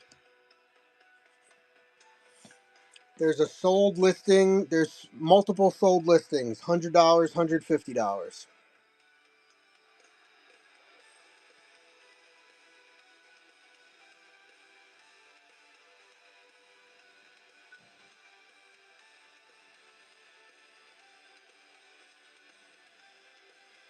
But we'll bring it here to Whatnot first. Whatnot gets first dibs. That's why I do this show. Amongst other reasons. All right, look him up. Paul A. Sipple. Wow. Wow, wow, wow, wow. Okay. I'm going to put it here for now. Crazy. One time I bought a book from someone here on Whatnot, a good friend of mine. The Oracular Beard. My friend Jared. And it wasn't anything, crazy, but it was an autobiography of an actor. And when I got the book, I'm flipping through it like that, and I see it's signed. I don't know, I paid like 10 bucks for the book or whatever, 10, 15 bucks. So the next show he had, I messaged him, and I'm like, hey, did you know that book was signed? And he goes, no. Well, congratulations. So I gave him a nice big tip because that was the right thing to do. But yeah, every once in a while you find that. Every once in a while you see that kind of stuff. All right, enough yapping. Let's sell some books. This is another one with a gorgeous cover. Gorgeous. Let's take a closer look. Lives of the Hunted, Ernest Seton Thompson. So we've got some of these Ernest Seton Thompson books. All right.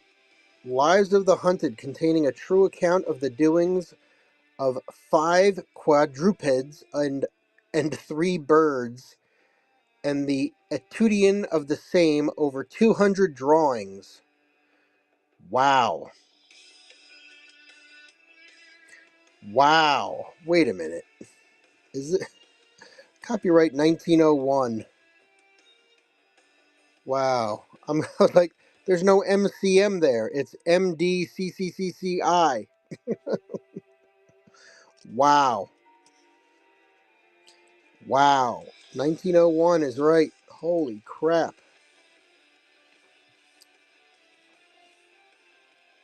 In offering this volume of animal stories, I might properly repeat much of the introduction to Wild Animals I Have Known. We have that book also. Kinship. In my previous books, I've tried to emphasize our kinship with the animals by showing that in them we can find the virtues most admired in man. Lobo stands for dignity and love constancy. Silver Spot for sagacity. Redruff for obedience. Bingo for fidelity. Vixen or Molly Cottontail for mother love. Wob for physical force. And the pacing Mustang for the love of liberty. Wow. Wow, wow, wow, wow. Check it out. It's got that same ragged paper. Look at these, all kind of wood block, ink blot kind of illustrations. That's awesome. This is leather bound. You can feel it, it's leather. You can feel the leather on that. Look at that. Wow. Lives of the Hunted. Ernest Seton Thompson. $5 start.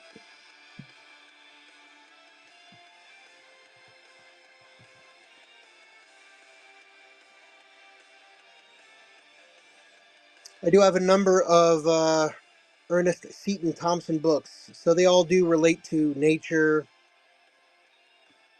and such. So I'm not going to bore you with showing all of them, but if there's any interest, let me know. All right. I'm just going to flip through them real quick. We'll put them in the back. Wild Animals at Home. Wild Animals I Have Known. The Book of Woodcraft.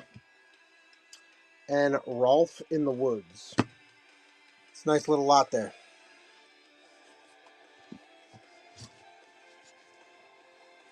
Look at that. That'd look great on a bookshelf. Those are super cool.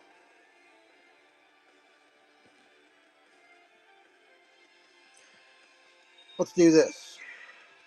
What do we got? 1, 2, 3, 4, 5 books. Let's just run them all at once. Instead of 25, let's do all 5 of them for 20. Flat rate shipping. Flat rate shipping. You might already be at 0, or buy these and flat rate shipping's taken care of. Melinda, thank you. Awesome.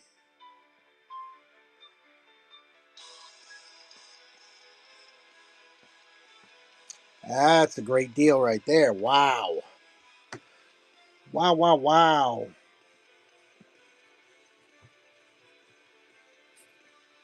Thank you so much.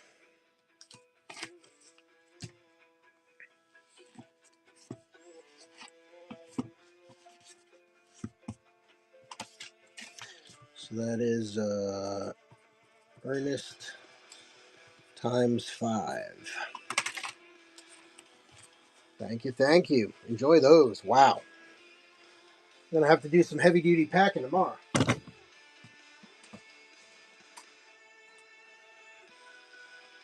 Wow, wow, wow. Awesome.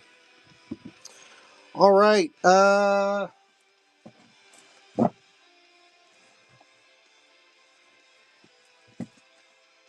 right. This box has been pretty good. Let's keep going. Ride 'em Cowboy. First of all, insert your own joke there. Second of all, look at this great embossed cover. Look at that. That is cool. Ride 'em Cowboy by Perkins. considering that's a black cover, that's in great shape. Not too much wear on the covers. Let's look on the inside. Christmas present. December 25th, 1925. Papa from Midge and Harry. Wow. Copyright 1923. There it is.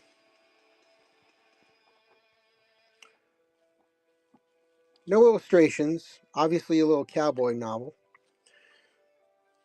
Wow. Looks great. Great condition. Ride 'em, cowboy. I'm going for $5 for 20 seconds. Ye old vintage cowboy book. We do have one cowboy pulp novel also.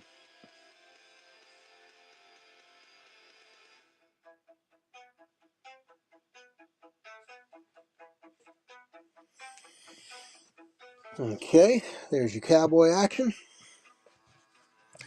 Probably do something like this, right? So everybody can see the ones that have already gone, which is what I usually do.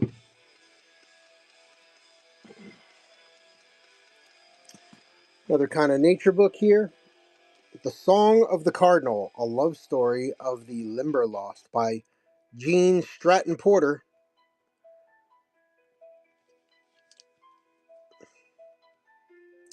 No longer will a well-beloved presence roam the verdant woods of the Limberlost. The creator of Freckles and the Harvester is gone, cut off by a tragic and untimely fate, but her books live on and on, now more precious than ever to the millions who read her stories of nature's children, which she so enjoyed. Say that 3 times fast.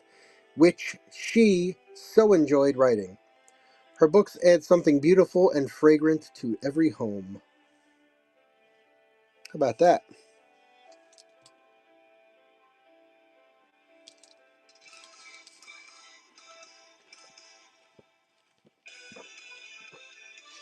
The Song of the Cardinal. Is that a photo in here? There is. The heat and closeness of Limberlost seemed prison well escaped. Looks like a little beaver dam there. Interesting. The Song of the Cardinal. Let's change the weight on this one here. Up and running.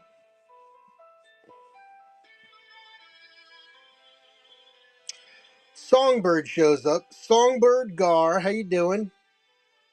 And I've got a book called The Song of the Cardinal. What are the chances? Seriously, what are the chances? Carrie 22, welcome. Good to see you. TBT.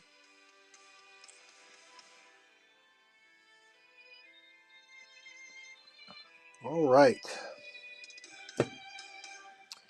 Let's see.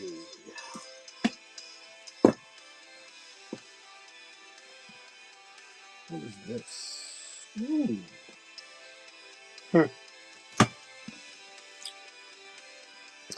Maddie, True Blue Story, Gene Stratton Porter. So, same author as the Cardinal book up there. Author of Freckles and Her Father's Daughter. So, obviously, there's some loss on the original cover.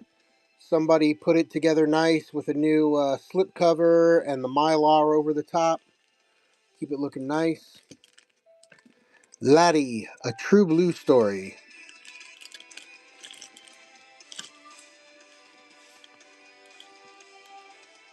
He caught her hands and held them tight and looked straight into her eyes. Ooh. We got a little separation there. Again, everything's together. See what we got here. Flips nice. See if any $50 bills pop out. Nope, not this time. Okay. I have had money pop out of books at me. Copyright 1913. Doubleday, Page and Company. Woo. Hey, here's a good thought. To Leander Stratton. The way to be happy is to be good. There you go. That's a nice thought. I like that. Laddie, Gene Stratton Porter. Up and running. I think after this one, let's change modes. Let's go into vintage pulp books. We'll do the vintage pulp book section. Let me check to see if there's any other pre-bids floating around.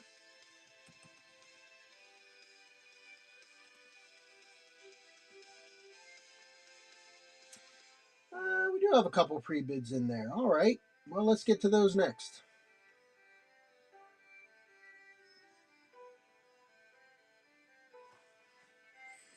Okay, no action on Laddie.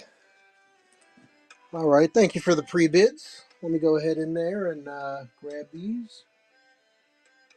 Helen Louise Thorndike.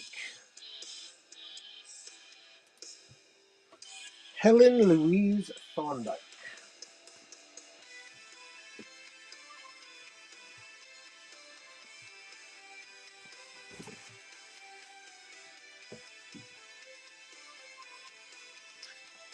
And that is Honey Bunch. Honey Bunches of Oats.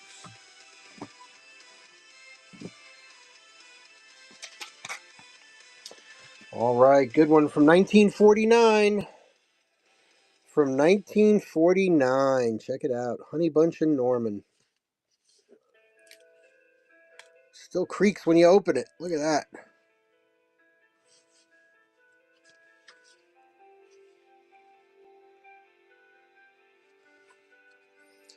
This is, let's see, there we go, from the series Honey Bunch and Norman on Lighthouse Island.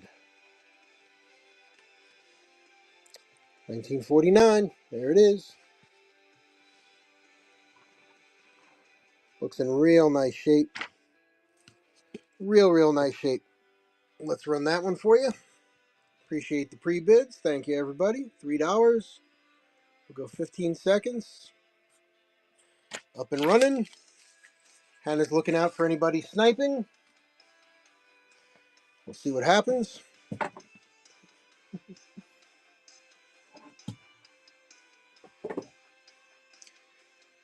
And Hannah's in. Hannah with the first purchase. You know what we're going to do. That was easy. That was easy. Thank you very much. Appreciate that. And a hat.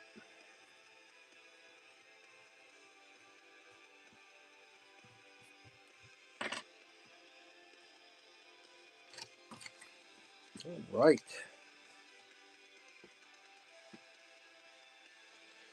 What was next? A bonfire. And what became of it?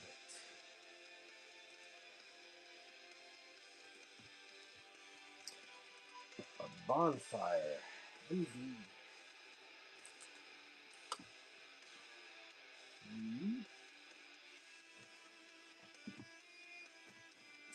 Oh, this is a good one. This is a good one. A bonfire and what came of it. This one's nice. Check this out. 1878. Albert Vernon from the Ascension Church, Claymont, Delaware. Christmas 1878. So he got it as a Christmas present from his church. All right. So to my recollection, this is a religious story, Society for Promoting Christian Knowledge, about life and lessons and religion. There is some page separation. All the pages are here. All the pages are in the book. There is a little bit of page separation up front there. Okay, and here as well. Okay, you see? All right. A bonfire and what came of it. Let's run it.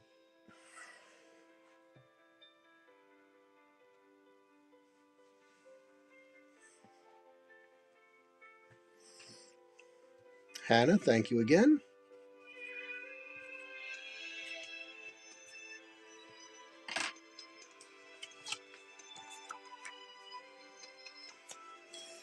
Okay, again, the description did show fair. I tried to explain in the listing, and of course, we show it here, right? All right, thank you. I think there's one more. Esther Singleton. Esther.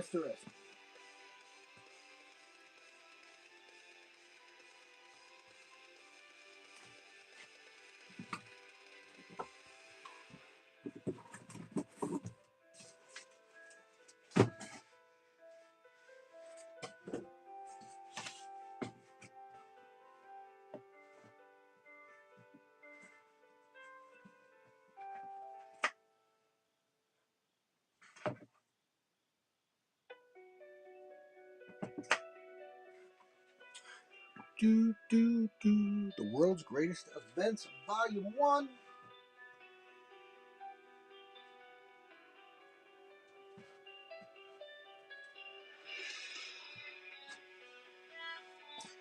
Woo, good call on this one. 1904. Volume 1. The World's Great Events, Volume 1. 1904. Got a little name in there. The Persecution of Christians, right there on the front inside cover. The World's Great Events in 5 volumes, a history of the world from ancient to modern times, 4004 BC to 1903 AD. Esther Singleton, illustrated with numerous full-page drawings executed in duograph. Volume 1, Ancient BC, 4004 to AD 70. In this volume. Wow. Wow.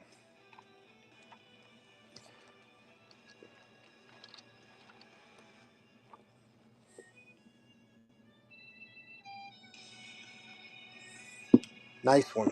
Volume 1. Which was the other history book we had up there? There's another one with history. I think we sold that one actually. Never mind.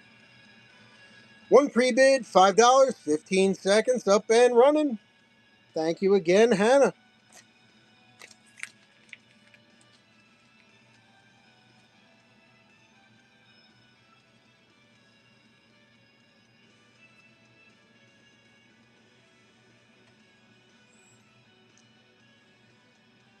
Hannah, thank you very much.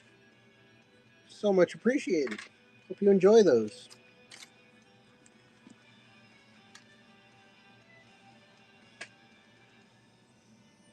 All right. Awesome. I think that was the last pre-bid. Let me just double check. Yes. All right. Excellent. God's girl, how you doing? Good to see you.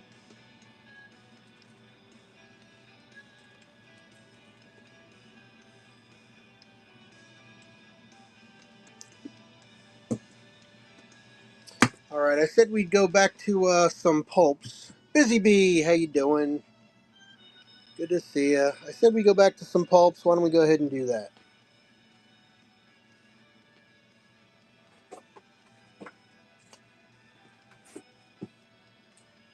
All right. Got some awesome vintage pulps here. Happy to open them up and show you. This is a Bantam book, Cotton Country, from north to south. The Fingers of Night. All these great pulp covers. Oh, yeah. Her father would horsewhip her if he knew. Mm-hmm. I bet he would. Cotton Country. Cotton Country. Let me pin this bad boy here. And we're going to go $5 for 20 seconds on the vintage pulps.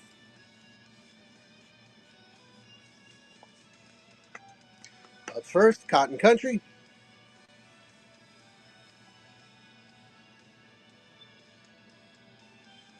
Stolt, good to see you. Thanks for coming on in. I'm Chris. It's the Cool and Common stream.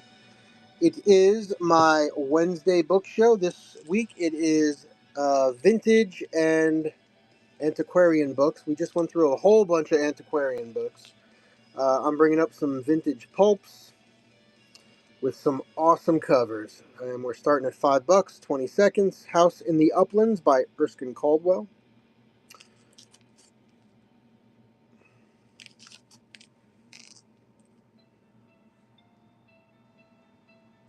$5, 20 seconds.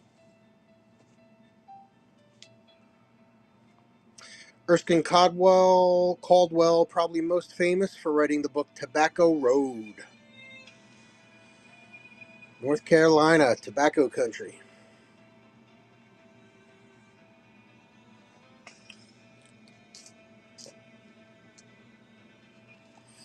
All right, up next, Signet, 50 Center, Alan Sillitoe, the sensational bestseller that took England by storm.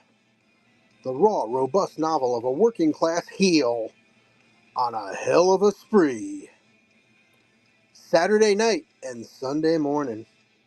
That's where Elton John got the title for Saturday Night's All Right for Fighting. Yeah, there you go. That's what you do in the UK. 5 days a week, it's a gut-breaking grind at the factory. Speak, brother. But Saturday night, everything changes for Arthur. It's time for pub prowling and all the drinks you can hold. Money's loose, so are the women. Saturday night, he finds what he's looking for, even if it means trouble. Woo! There you go. I don't know. Kind of sounds like an okay weekend, right? $5, 20 seconds, up and running.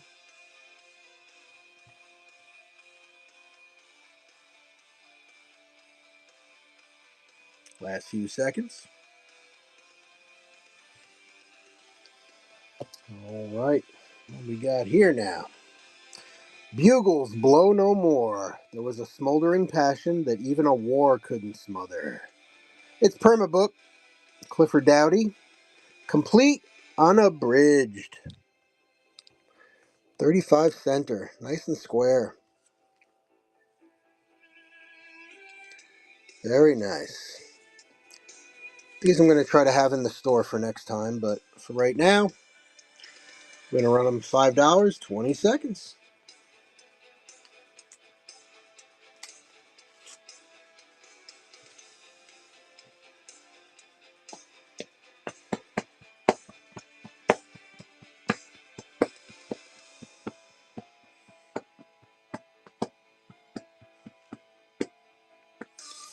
All right. Thanks for looking at that one. Put these back here. If you're just joining us, we've been through some antiquarian books. We've been through some beatnik poetry books. We've got Jack Kerouac sitting over here. We've got E. Cummings, Sylvia Plath. We've got some all kinds of kind of parody books. And then we're hitting the vintage pulps here now. This is a cool one from 1950. It is a Dell Mapback book with a movie tie-in. So Gone to Earth was turned into a movie back in the day. And when I say it's a mapback book, this is what I mean. They would put maps of all the plot points of the story on the back of the book. Got nice green tinting on the four edges, top and bottom. Little bleed through. It's like a little staining up on the top. Doesn't hit any of the words. Just on that back end of the book.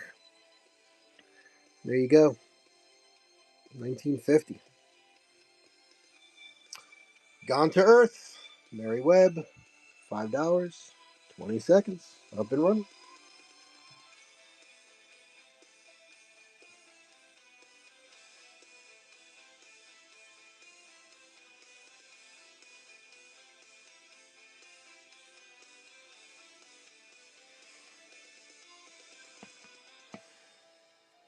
Is anybody out there watching Wednesday on Netflix? Has anybody seen that show? Based on the spin-off of the Addams Family, yeah. Up next, Desperate Angel, Helen Topping Miller. What to do when some girl without an ethic to her name steals her man. Complete and unabridged. There you go. Matt back. Desperate Angel.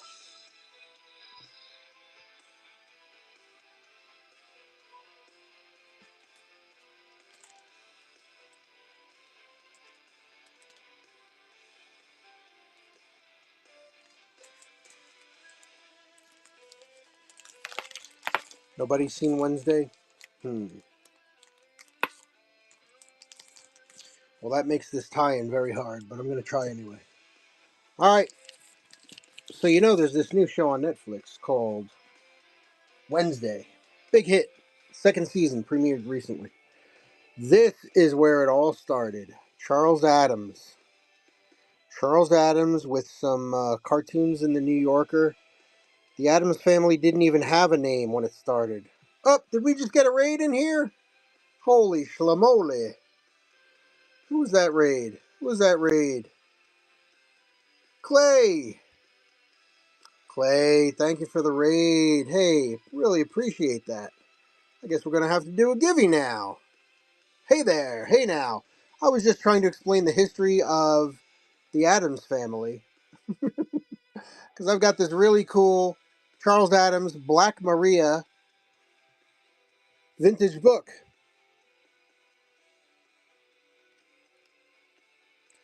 With all original illustrations in black and white. Which at the time were freaky, but now, Uncle Fester. He cracks me up. Back in the day, they didn't even have names. Super cool, super cool. So I'm going to run this, and then let me get a giveaway going for you guys. Thanks so much for coming on in. Let me get this going, and then I'll introduce myself. Let me get a givey set up here. If anybody jumps in on the Black Maria.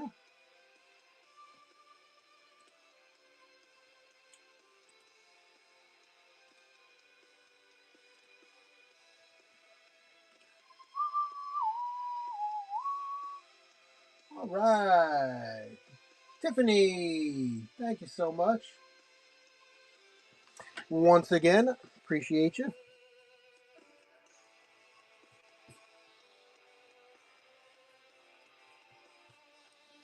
All right, do this giveaway here. Let's see. I'll get you guys something good here.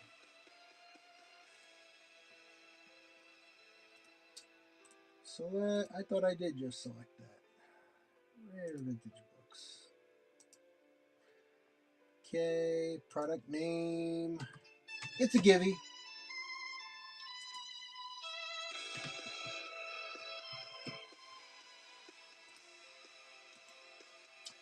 All right, let me see here. Let me get something good. All right, so bam. All right, here comes a givey at you. All right, my friends, jump in the givey. Let's see. Ooh, mini, miny, mo.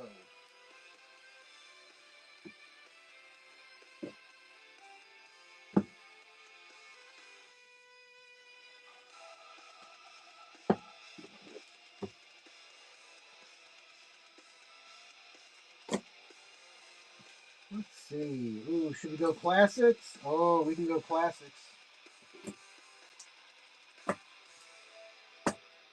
We can go classics here. All right, we're going to go swashbuckling. Here's our givey right here. Tiffany, thank you for that. I tried to pull something cool and interesting out of the bin here. Here's the givey. Jump on in, guys. Buccaneers Blade. Donald Barr Chidsey. It's an ace, 35 center. There's gold and women for those who dare. Nice little swashbuckling novel. And of course, awesome cover illustration. Jump on into the Givey. All right. Well, I appreciate all you guys coming on in. My name is Chris. This is the Cool and Common stream. This is my Wednesday night book show. I do a book show every Wednesday night, 10 p.m. Eastern. Every week I do something a little different. This week it's antiquarian and vintage books. I do science fiction. I do a fantasy show. I do a murder mystery show. I do a book about adult topics. I do a children's book show. And I do a fantasy show. So every week, Wednesday night book show, but every week it's a different topic. So if any of that kind of cool stuff interests you, please do give me a follow and bookmark a few shows. You know, it always helps. I do comic books Friday night, Sundays. One week I do music, CDs, cassettes, vinyl. The other opposite Sunday, the following Sunday, I'll do ephemera, all kinds of cool stuff. All right, where are we at? Next book, Gentlemen of the Jungle. Guys that came in, let me know what you guys are looking for. This is the Vintage Antiquarian show, but we just went through a bunch of more antiquarian style books. I got 3 more cases of that sitting behind me.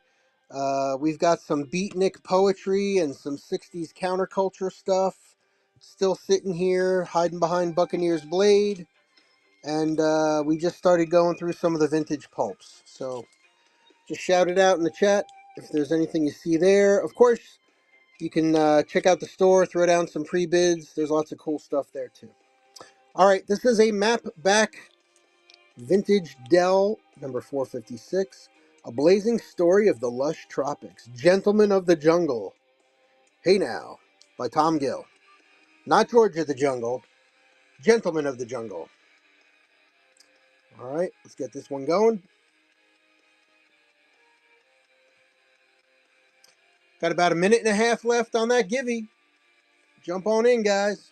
Giving away Buccaneer's Blade.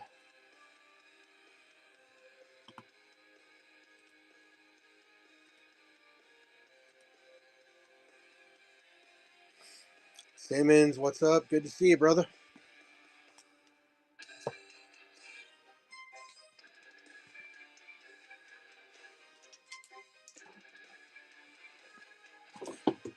All right. Plays by Oscar Wilde. Look at this thing. Collins Pocket Classics. Look at this thing. Wow. The following is a list of the works included. Picture Dorian Gray, short stories, Arthur Seville's Crime, A House of Pomegranates, The Happy Prince, plays Lady Windermere's Fan, Woman of No Importance, The Importance of Being Earnest, hello, An Ideal Husband. Wow. Wow. Wow, wow, wow, wow. Very cool. 300 and... how many pages? 351 pages. Ending with The Importance of Being Earnest.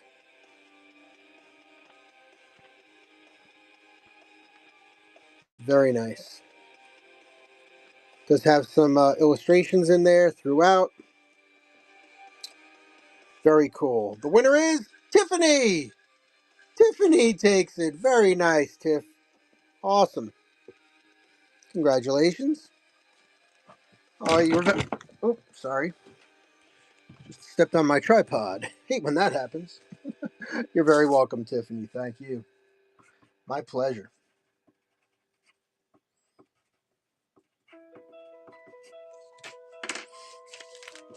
Awesome, awesome, awesome.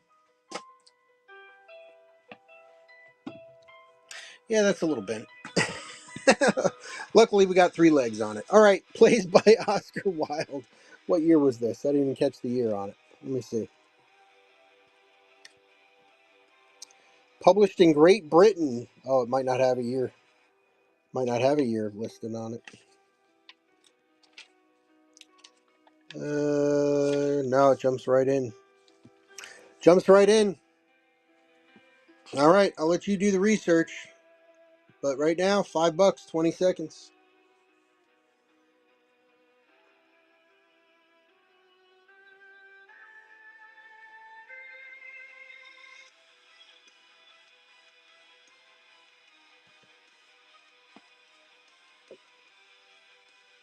Tiffany's in on that one. Thank you. So this next one is an interesting one. I actually think, do I still have this in the store? Hold on one sec. I got to check something out in the store.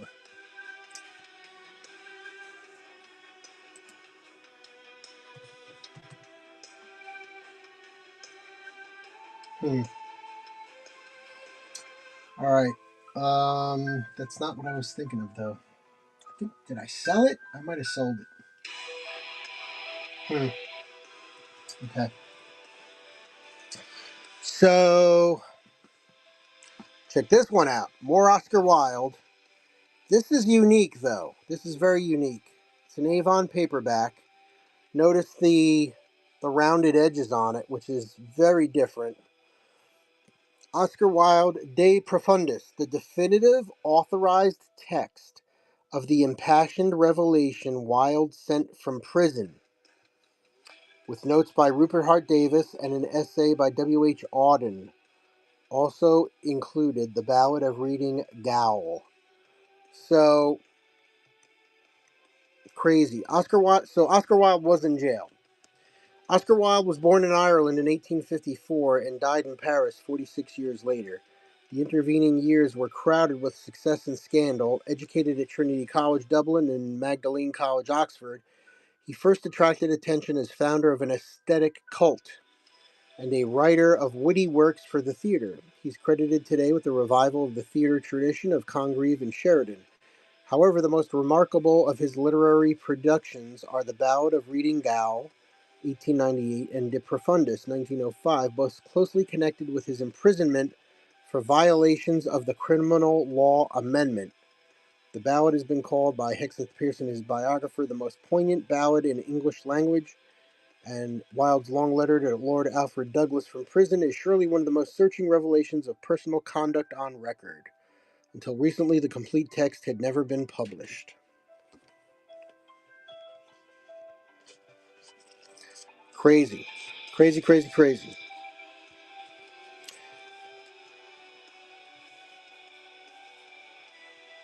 All right. So, for those that don't know, he was basically they put him in jail for being gay. All right.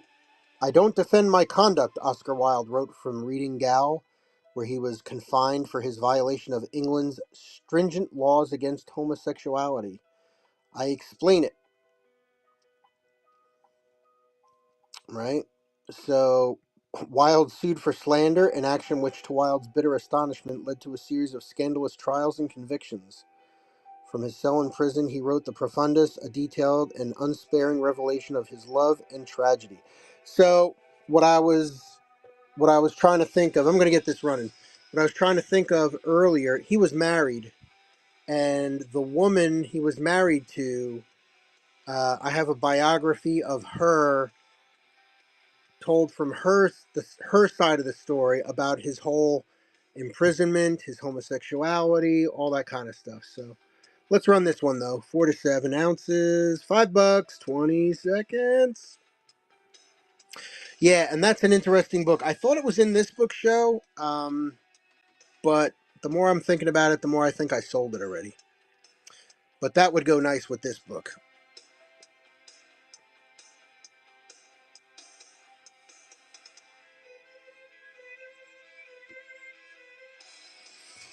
All right, little Oscar Wilde hanging out there.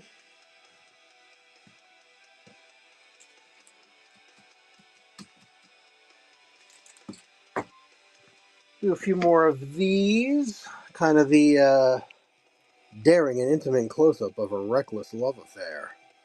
A cold wind in August. Oh my.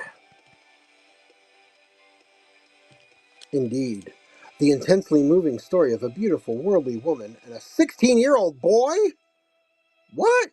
The passion that brought them together and the hopeless love that tore them apart. Is this another book I can't sell?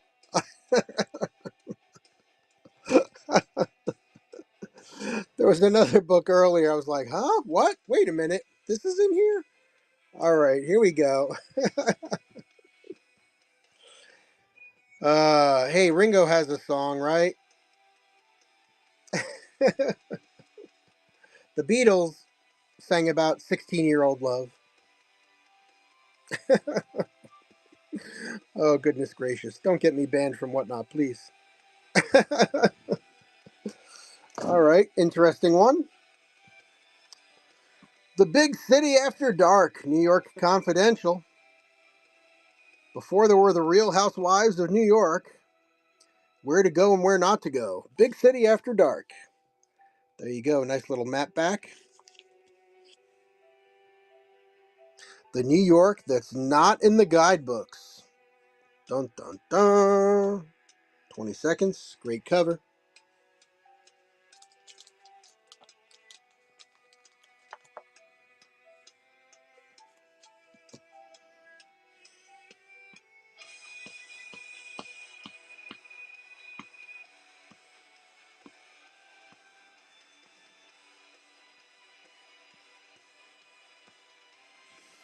All right, one more of these. Deep is the Night by James Wellard, driven by the fierce cry of his flesh. Oh my. Oh my. 25 center. The story of a man of strange compulsions who sought his destiny in the sweltering deserts of North Africa and found it in the arms of a native prostitute. Well, there. This one does have a little bit of a curve to it. I don't know if it's because the bag is a little... it doesn't feel like the bag's that small. Looks like maybe it was curled up a little bit and then uncurled. Let's do 3 on that one.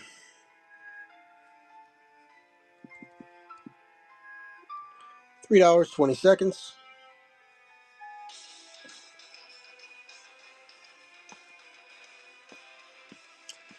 Isabel, welcome.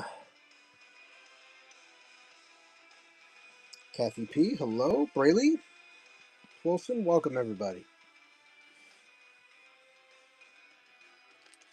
Okay. And This Man and This Woman, James T. Farrell. A daring, intimate novel of marriage. The hidden side of marriage.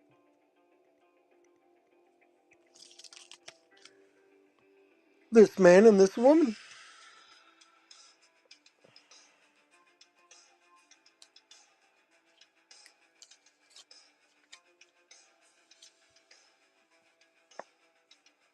Last 10 seconds.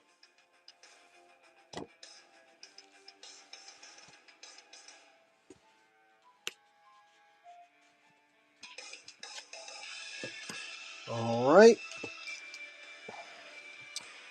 This will be the last pulp. I'll try to dig out some more antiquarian books here in a second. Dr. Hudson's Secret Journal, Lloyd C. Douglas, with map on the back. This is a Dell Mystery map back.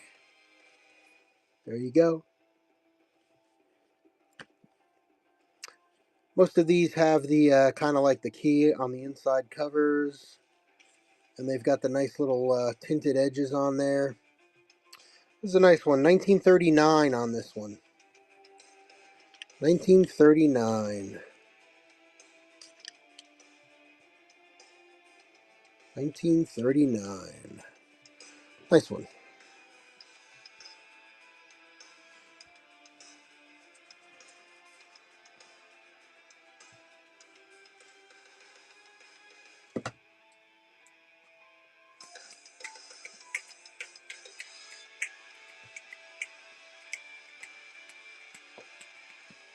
Last few seconds on Dr. Hudson.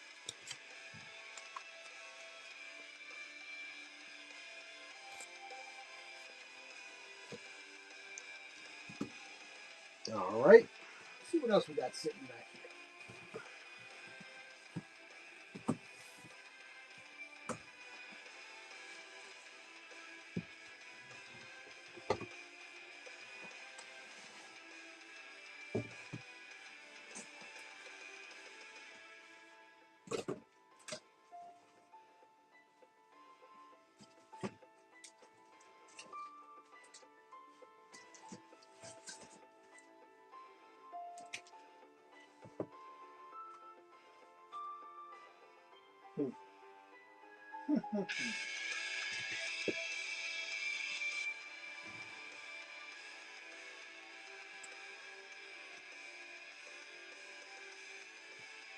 All right, here we go. Okay, up next. Remember, flat rate shipping is in play. This is a very heavy book. This is the Metropolitan Museum of Art Classical Collection. Metropolitan Museum of Art, I think it's 1930. Handbook of the Classical Collection, 1930. Metropolitan Museum of Art, April 1930. 6th edition handbook, number of changes to preserve usefulness as a guide. There is, wow, the bibliography is huge. The Greek period. This is a room by room walkthrough of what was in the Metropolitan Museum of Art in New York City in 1930. Lots of Greek stuff, lots of BC, bronze statues. Wow. So it's got on the left side the center hall of Wing J, and on the right what the topic was. Very cool. There you go. Pretty neat. God, that's like a 5 or a 6 pound book. Holy cow. All right. $5. Up and running.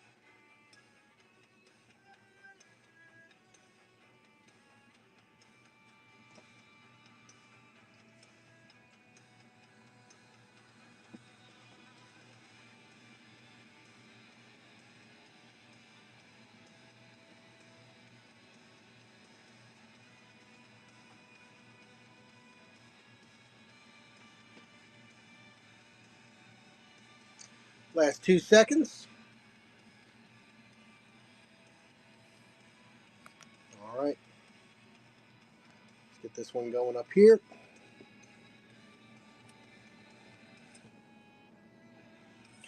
All right.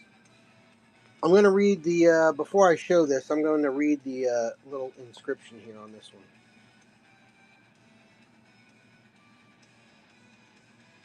Maybe this is a little too soon. I apologize. To the residents of Manhattan, it was just another blistering hot day in the August of 1965.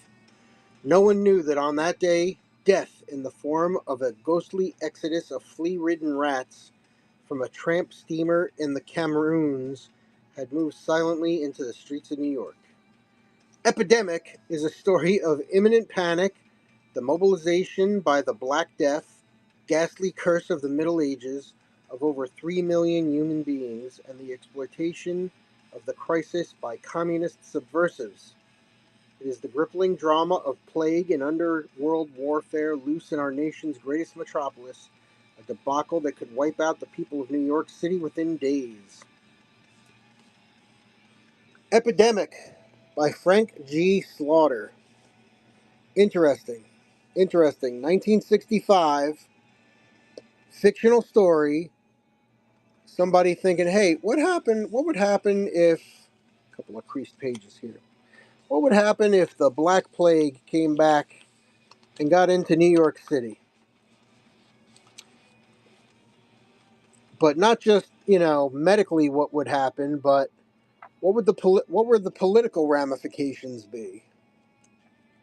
Interesting, provocative for 1965. Frank G. Slaughter, Epidemic.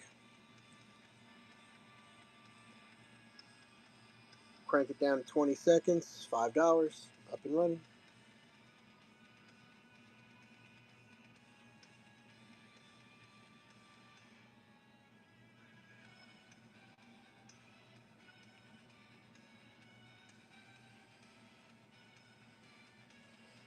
Down to the last few seconds.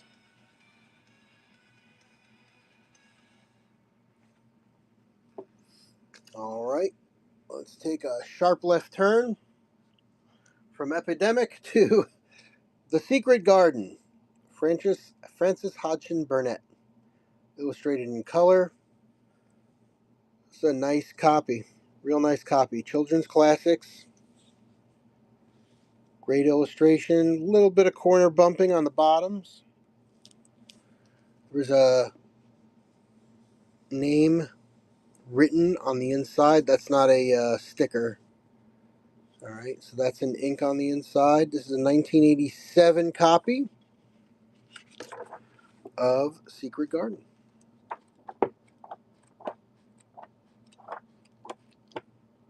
Flips through nice. Illustrations at the start of a chapter or two. There you go. Secret Garden. I'll do 3 on this one. Why not?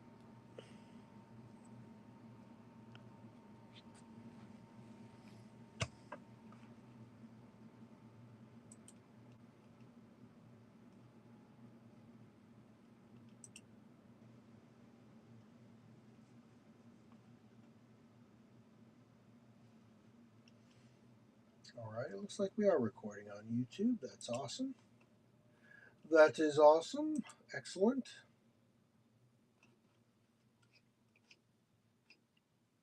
Let's get a little more music going on here.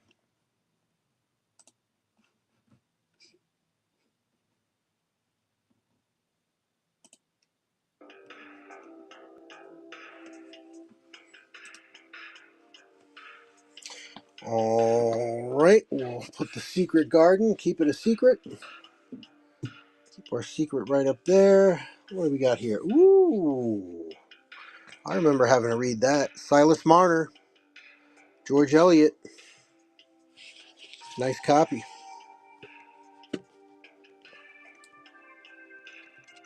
Some yellowing on the pages. On the inside, back covers. Silas Marner, The Weaver of Ravelot. It's got a year on it. Printed in the U.S. Student book.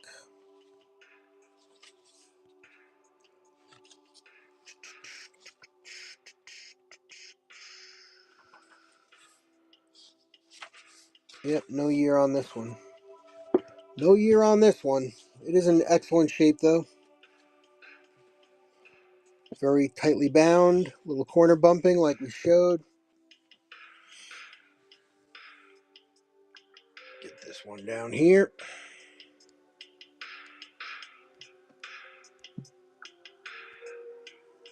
Down for 5.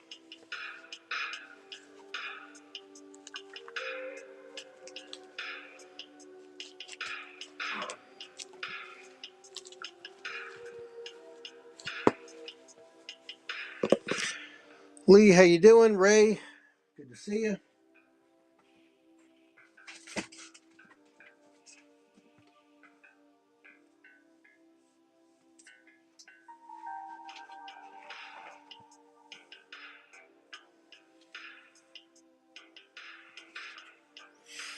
All right, this is not a vintage book, but a vintage author for sure. Jane Eyre by Charlotte Bronte. It's a big boy, but the spine is clean. It's never been cracked. Part of the Barnes & Noble Classic Series.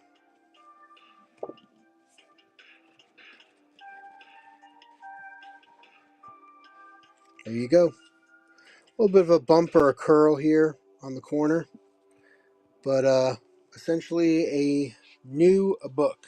Very good to very good plus unread condition.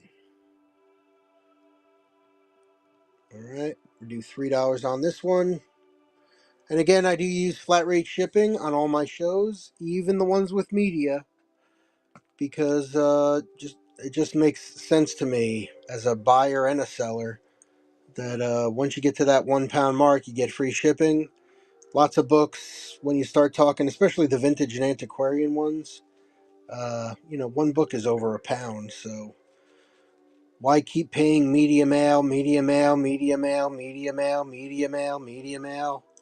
if you see 10 books you like, you're doing all that. But flat rate shipping makes it nice and easy. and there is that line that you cross. A lot of people think media mail is cheaper, so it's the prices start low, but they add up over time. But flat rate is just like boop, flat rate. So you do have that cross where, flat rate is definitely better than media mail. All right. How about a couple more? Couple more.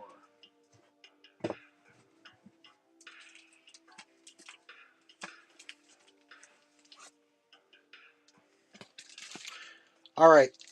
I hate doing this. I've done this. This is an ongoing joke in all my shows. If you come by my shows in the next several weeks, you'll hear more about this. But there's only 3 more months until Christmas, so why not pick up? I know it's not even Halloween yet. I know. Tell a tale. It's a Whitman. It's a vintage Night Before Christmas in very good condition. 1969. 1963. Ooh, 1969. Night Before Christmas. The whole story's there. The sugar plums, the whole 9 yards. Really nice. All right. Hey, why not? Let's start this one at $3. Get the Christmas spirit going. I know you're sitting there cursing at me right now. Jesus Christ. Hey, I just went all in on pumpkin spice. My last shopping trip. Brought home the pumpkin spice coffee, the pumpkin spice creamer, the pumpkin spice cereal. What else? Pumpkin spice. Pumpkin spice cereal, creamer, and something else. Actual pumpkin spice. I've given in. I've given in. The House of 30 Cats by Mary Calhoun.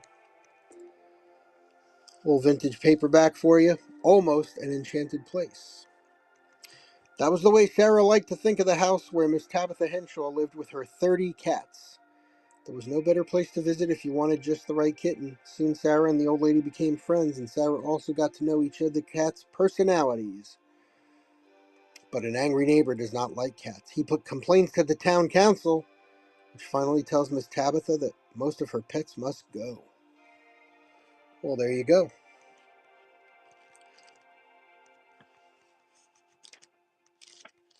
And wacky hijinks ensue. There are a few little illustrations here and there and here. Like that. But books like new. Doesn't look like it's ever been read. If you like cats, there's a fun cat story for you. Unread, $3 start, 15 seconds, up and running. L.G. Wells, how you doing? I do have some H.G. Wells in the store right now, actually, if you want to check that out. Some very cool H.G. Wells, as a matter of fact. All right, there's Tiny Cats. This is a nice one. A History of Everyday Things in England, done in 2 parts, of which this is the first. 1066, the Battle of Hastings. Ooh, there's a Jeopardy question for you. To 1499, written and illustrated by Marjorie and C.H.B. Quinnell.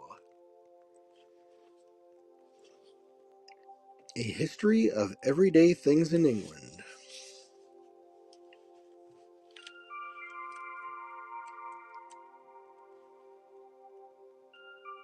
A Norman Staircase. If you ever wanted to know what a Norman staircase was, now you know.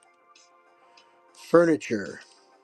Norman castles, fortifications, ships, costume, color plate. Nice. So it is literally what it says it is. There are some color plates in here. First impression, 1918. This is the 1922 December 4th impression, of which 10,000 copies were made. Very limited run. Book 1. Let's do it. $5. 15 seconds. Up and running.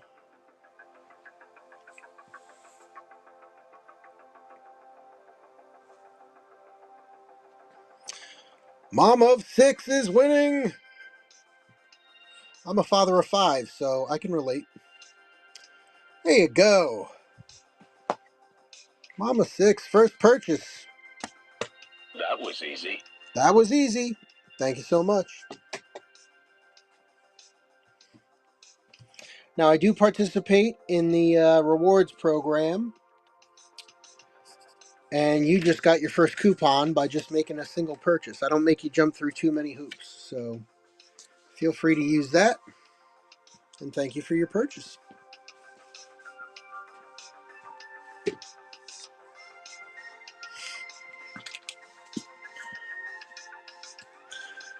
This has been in my collection since I was about 10 years old.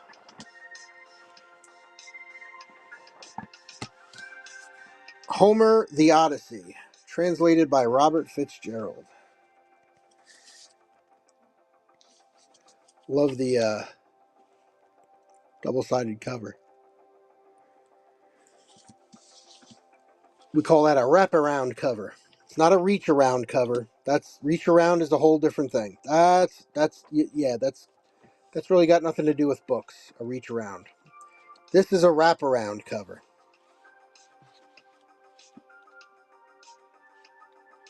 There you go. The story, and the whole story. Homer the Odyssey. We think 1961. 1961 version. Homer the Odyssey. Let's do it. $5. 15 seconds. Nice copy. Nice readable copy too. It's nice, it's a nice hardcover. Trying to read the Odyssey on a paperback with that teeny tiny print. What a pain in the neck.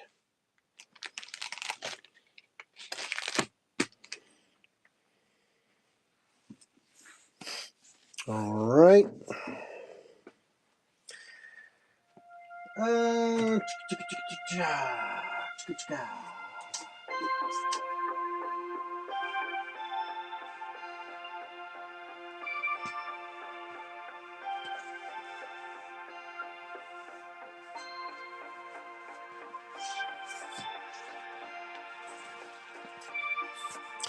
Vintage, not antiquarian. TV Today. Look at Jerry Lewis in there.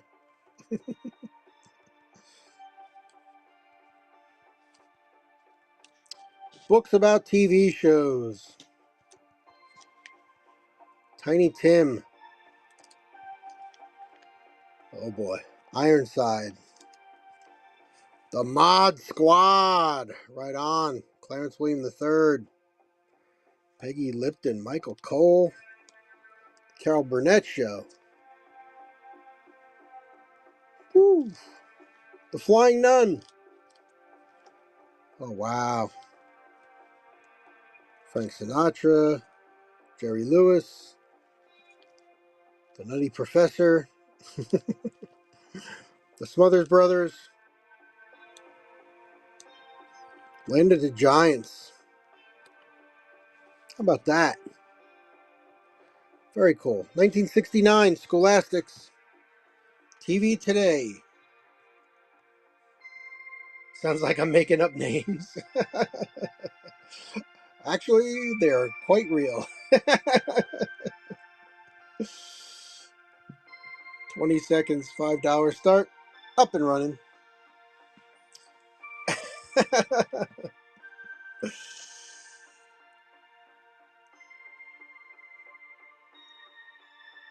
There's this, a friend of mine introduced me to Reddit. And there's a Reddit stream. There's a Reddit, not a stream, but a a Reddit group called Fuck I'm Old. And it's kind of like, if you could name 6 people in this book, you're fucking old.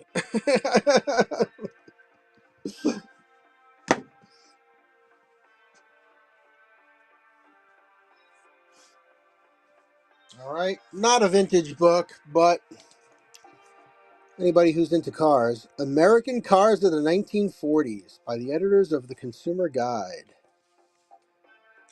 This is another heavy duty book. This is like heavy lacquered photos and illustrations. But look at all the great vintage artwork.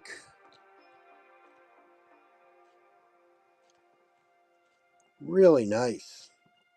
Heavy duty paper, bright colors. Chevy, the 1947 Cadillac. My brother-in-law is a concept designer and designer for Cadillac. He works in Detroit. So there you go. I've already given him Cadillac books for the holidays, so I don't need this one. Cars of the 19. That's like a 6-pound book. I swear to God. 20 seconds, $5. Cars of the 1940s. You know anybody that's a gearhead, they'll appreciate it.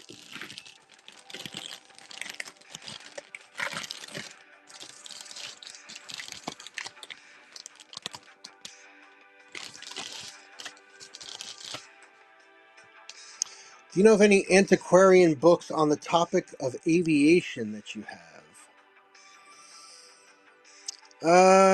I don't think so. I don't think so. No. Let me check one other. Yeah, let me check one other thing here.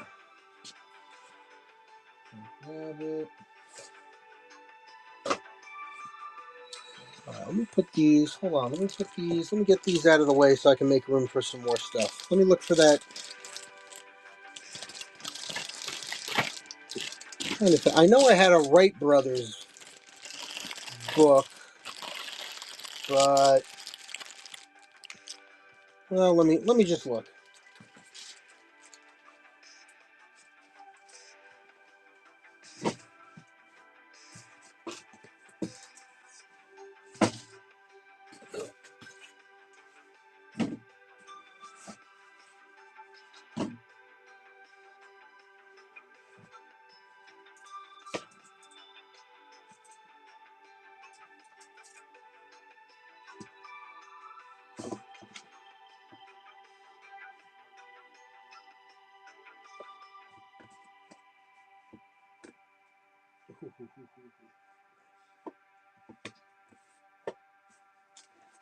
No.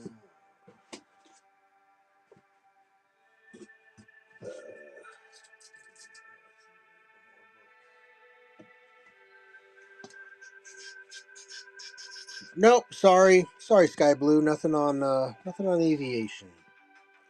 Negative.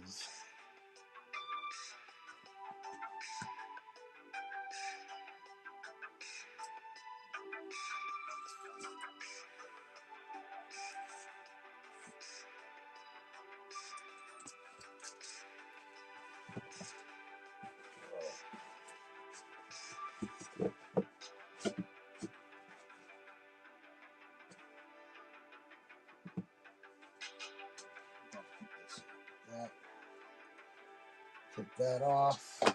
All right, guys. Yeah, no, my pleasure. My pleasure, Sky.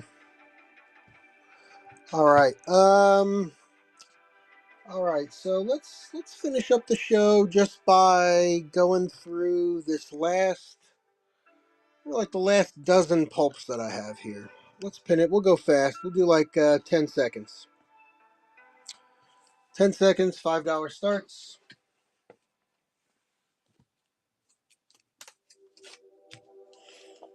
All right. This one is from 1948. It does have a separated binding, though. We'll start it cheap. Treasury of Folk Songs, Frankie and Johnny, and 90 others. All right, so let's see. Where's the split? Okay, so there's the split. Okay, all the pages are here. Got a little bit of handwriting in there. Ex Libris, Eldred and Lois Rank. Hymns, hallelujahs, old songs, bounce and swing, lullabies. Do $1.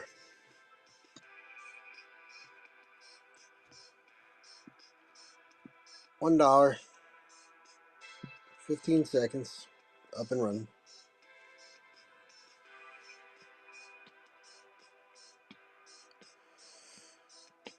Greedy eyes. Greedy Jess. Good to see you. Essentia. Hello. Okay. Seaside Library Pocket Edition. White Wings by William Black.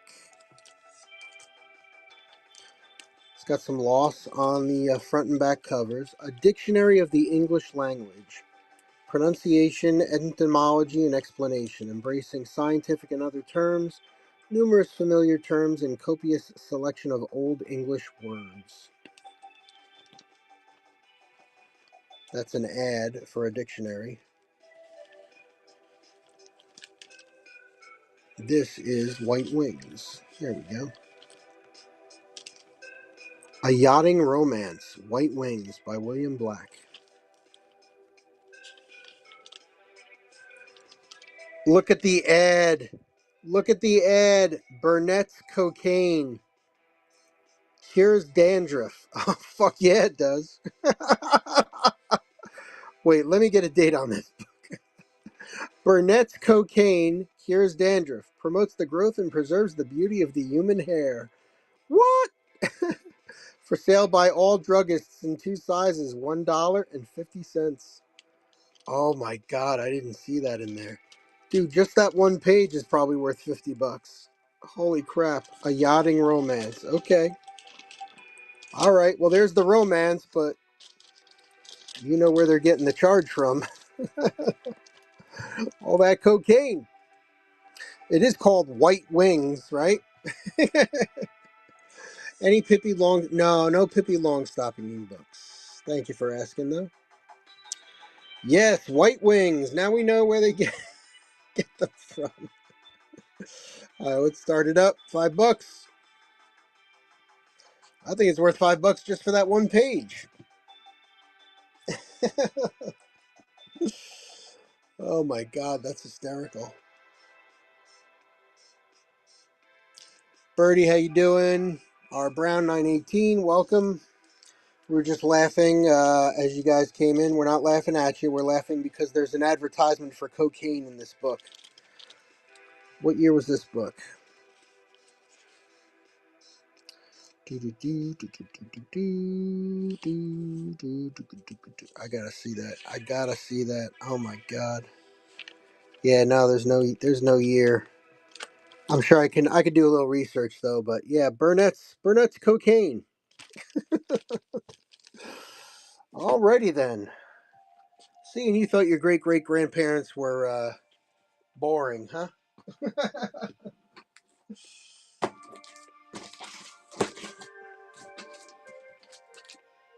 Alright, up next. Oh, thank you for sharing the stream. I appreciate that. A knife edge conflict on the raw frontier. Renegade Canyon. Is there, I mean, that's the opposite of an upskirt photo, right? That's a down blouse photo. What is Well, come on, they're trying to sell some books.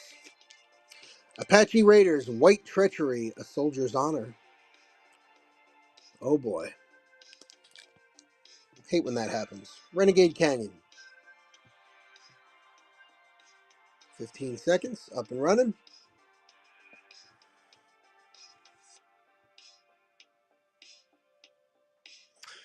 Don't forget, my friends, there is plenty of fun stuff sitting there in the store as well.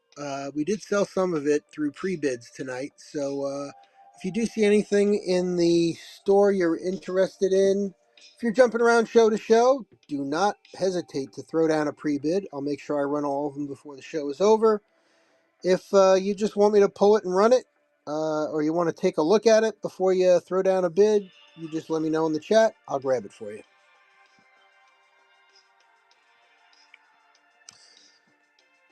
For all you people caught up in the rat race of office work, it's an original novel by Cameron Hawley, Executive Suite.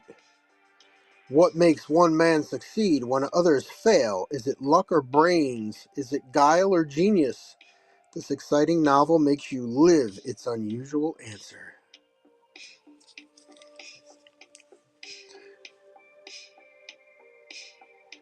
Very cool.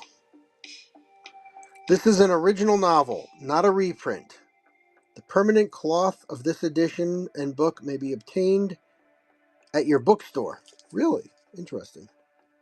Executive Suite, 35 center, 15 seconds.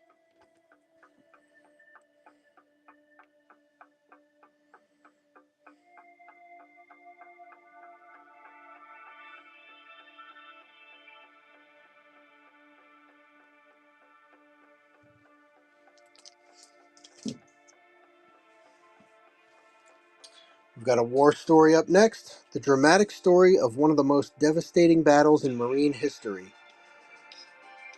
Tarawa by Tom Bailey.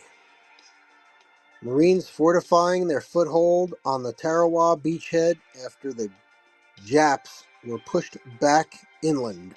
First publication anywhere. Alright, I'm just reading the text. Hell's Little Half Acre. Tarawa. $5, 15 seconds. We've come across a few surprisingly, well, of the day, let's say, books during this particular show.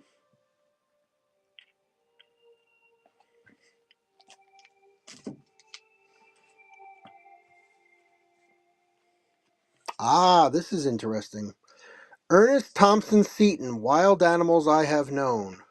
Complete and unabridged. We actually have the hardcover copy of this sitting over here somewhere. One of these four. Yeah, interesting. Very cool. Great Bantam cover. Books about nature. So this story, we read it before with the hardcover. Story of nature and learning about the human condition based on the way animals act in nature and ascribing their attributes to people. Lovely Disaster, welcome. Whitney, good to see you.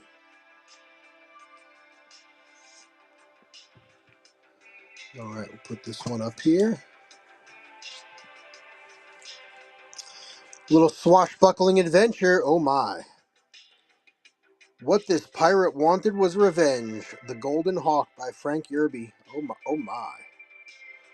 Oh my. What is going on there?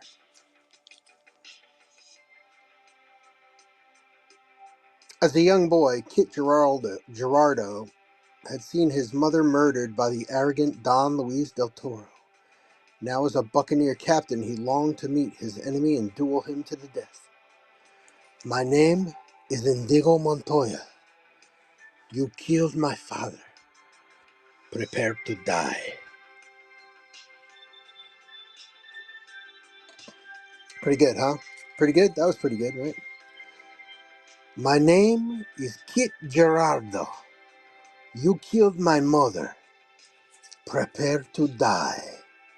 Same plot. That's probably where they got the story from.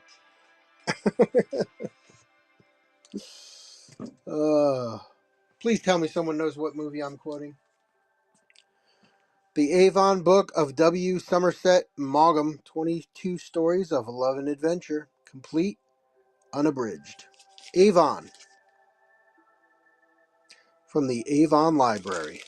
It is Princess Bride. Yes, thank you so much. Yes, yes, Princess Bride. You got it. You're the winner. Some friends. Oh, is it? Yeah, yeah. My wife and I watched it about 2, 3 months ago again for the first time in a long time. Uh, so one of our best friends, who was the maid of honor at our wedding, she'd gotten divorced and she just recently got remarried over the summer, and their marriage wedding theme was the Princess Bride. So they got they, they had the deacon or the friend of theirs that ran the ceremony do the whole shtick. Marriage, marriage is what brings us together today. The whole 9 yards. Yeah, I love that quote too. What do we got next? Ace 222. First on the Rope. The finest novel about mountain climbing ever written. Splendid, utterly enthralling story of mountain climbing.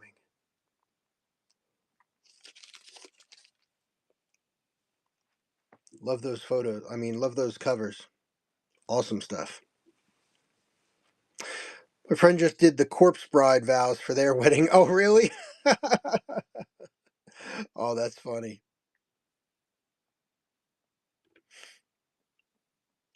Doing a corpse bride wedding. Oh my God, that's hysterical.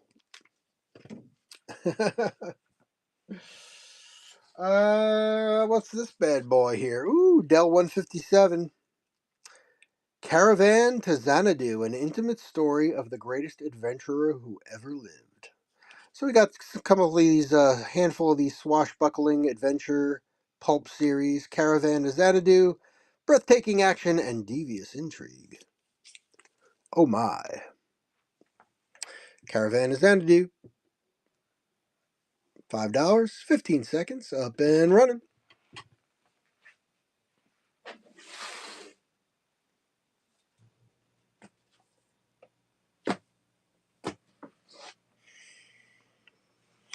All right, I got one more, and then I got a couple of bangers here for you. We're gonna close it out on a big note here.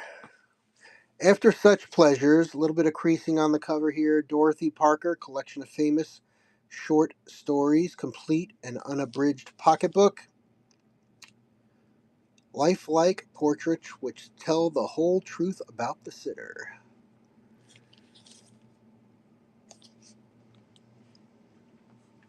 Got a little creasing there.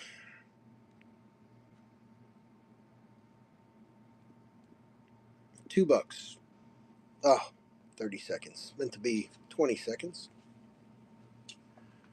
Meant it to be 15 seconds.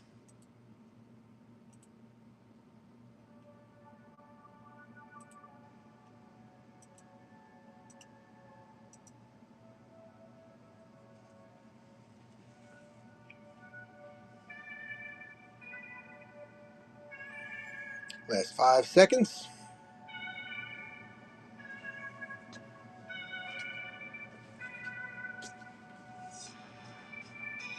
All right, 3 bangers coming your way.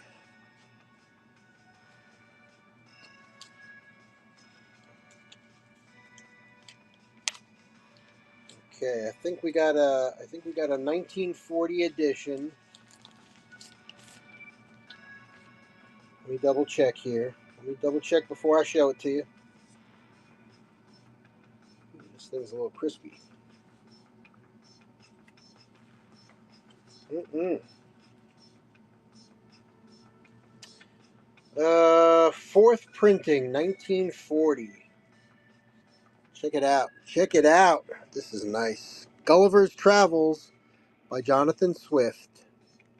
Complete and unabridged pocketbook edition. Look at that. Look at that spine. Look at that spine. 1940. Swift's masterpiece, a satire on mankind. The red is still red. Look at that. Look at that. Look how red that is. You got the red dye on the outer edges, the forehead. Look at how white these pages are. Crazy. Looks like there's a little something there. Some in pencil. All right, Gulliver's Travels. Jonathan Swift. $5. 15 seconds. Gulliver's Travels. Classic.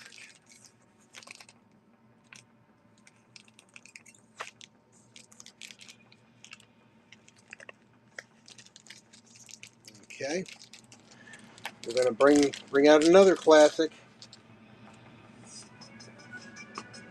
Another pocketbook. Rudyard Kipling. Kim. Complete Unabridged. Look at that. Look at that spine.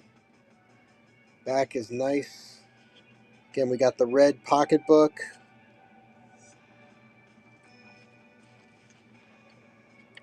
Nice. Gertrude, the kangaroo trademark, appears only on genuine pocketbook editions. There's a name written in pencil right up here. And we are looking at May. What is this? Pocketbook? This is pocketbook, right? Yeah, pocketbook. Pocketbook, first edition, September 1949. First printing, August 1949. 1949. Rudyard Kipling, Kim.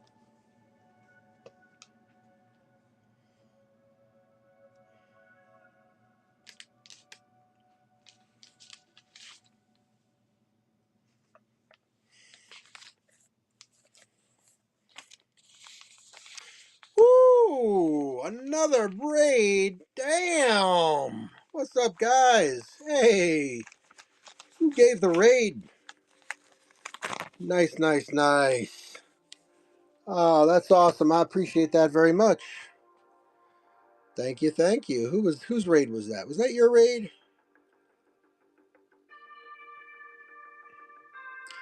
Let me follow you right now.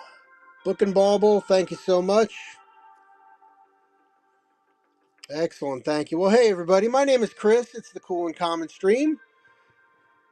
I do a Wednesday night, 10 p.m. Eastern book show every week, and every week it is a different topic. This week you have just raided into my vintage and antiquarian book show.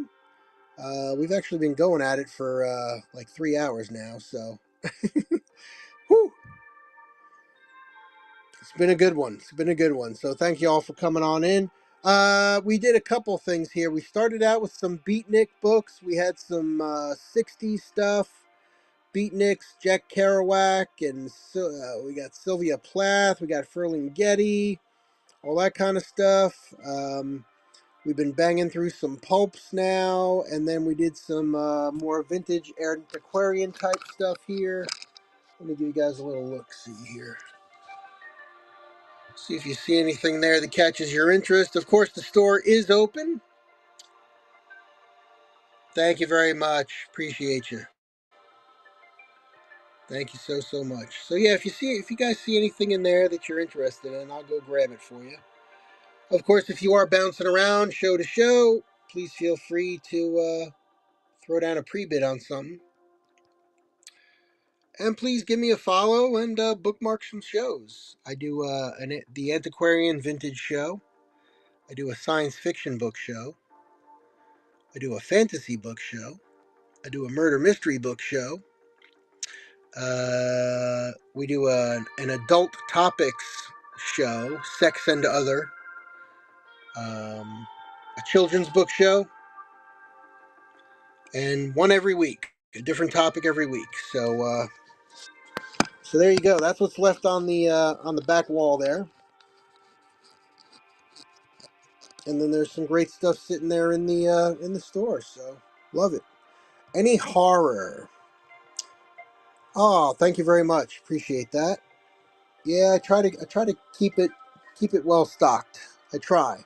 Vintage horror, antiquarian horror. No, I do have some. I do have an H.G. Wells in there though. I do a horror book show as well. Yes. Did I neglect to say that? I've got a whole book show dedicated to horror. Yes.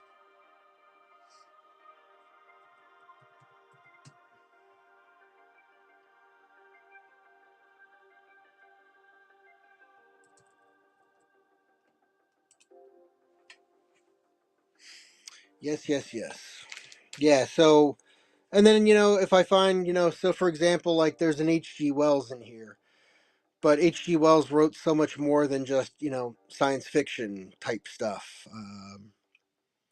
He was very much a student of history, so a lot of his books are actually historical, and most of his science fiction is based on history and that kind of stuff too. So yeah, really neat, really neat. My almost namesake, yes, exactly.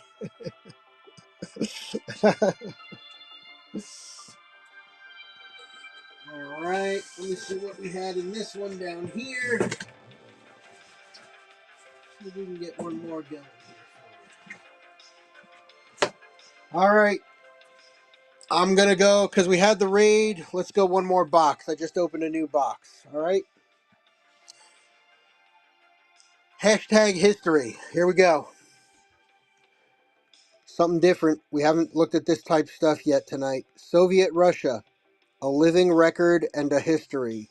William Henry Chamberlain. How about that?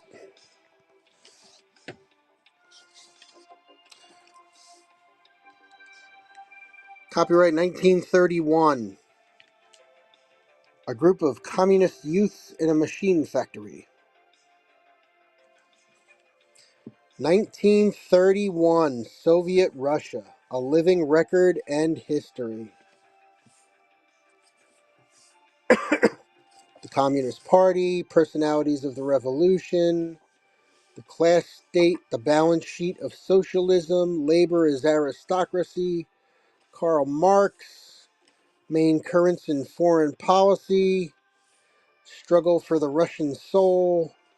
Russia in the world capital. Wait a minute. We might have found some treasure in there.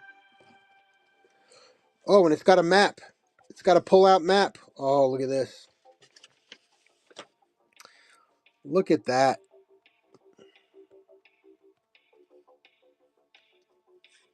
Interesting.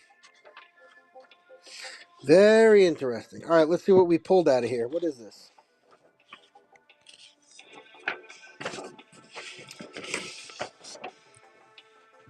Wow. Antonin Raymond and L.L. Radeau, 101 Park Avenue, New York.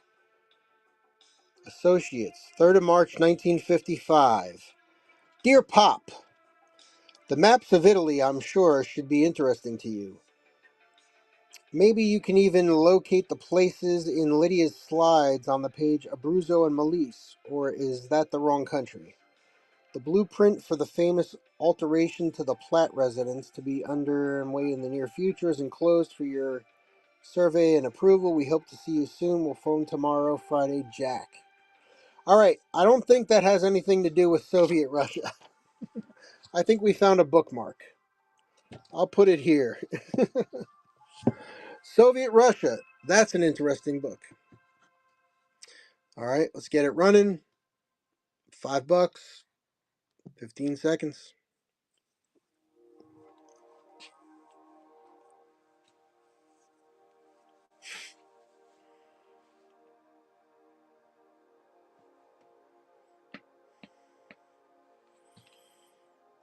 Oh, yeah? Ah, there you go. All right, we got the Soviet Russia.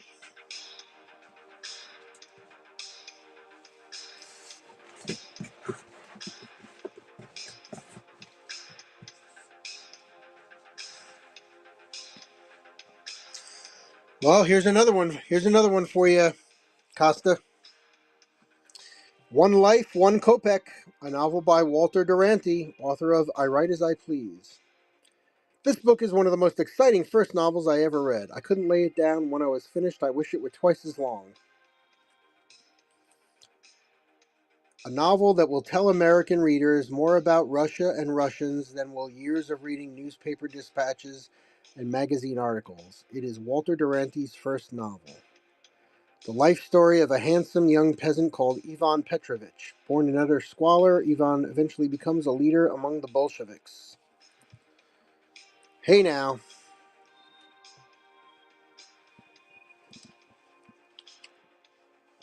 Nice.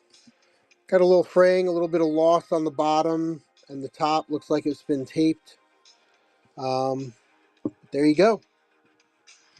There's another one. $5, 15 seconds.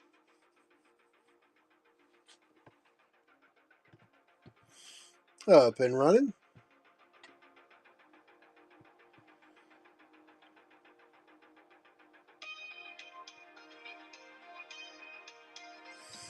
Alrighty. Up next.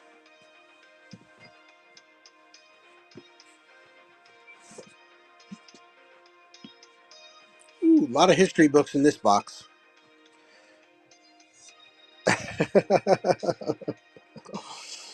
I'm trying not to spend. I say that every day. I say that every day, Costa. And some days I do, and some days I don't. The Stream of History, Jeffrey Parsons. I love looking at the old history books because you realize the more history changes, the more it stays the same. Charles Scribner and Sons, 1928.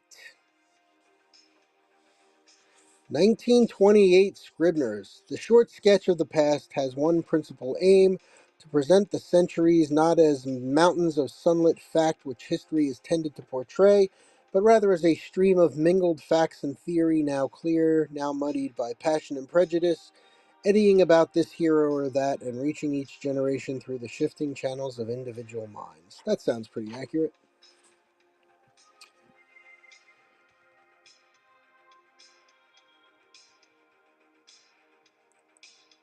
A little bit of everything from early history and not. Let's go with this one. $5. Up and running.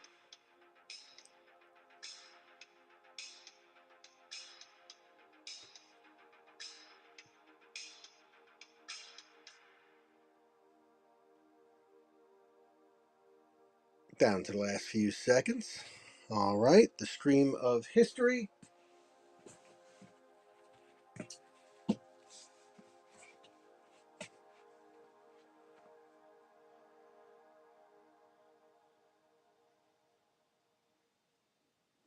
Hmm.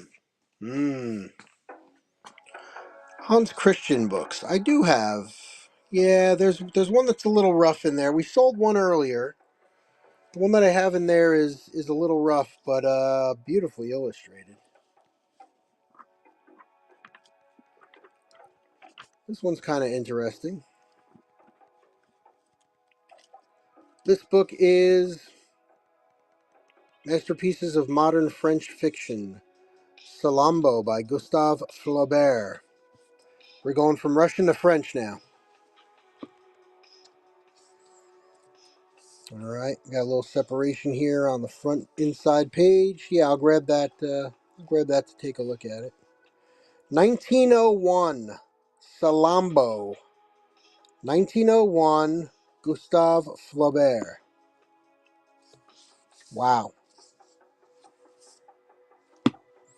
All right, let me get that one going.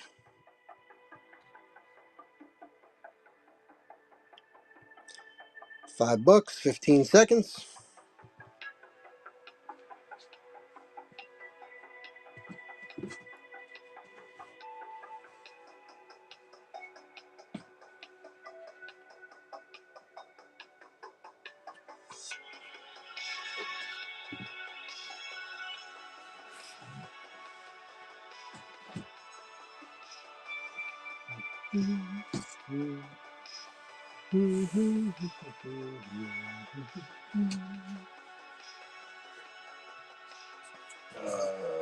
see.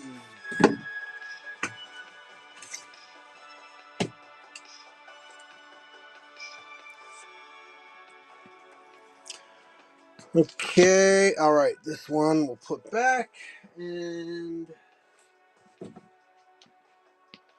all right, the Hans Christian Andersen, Mr. Andersen.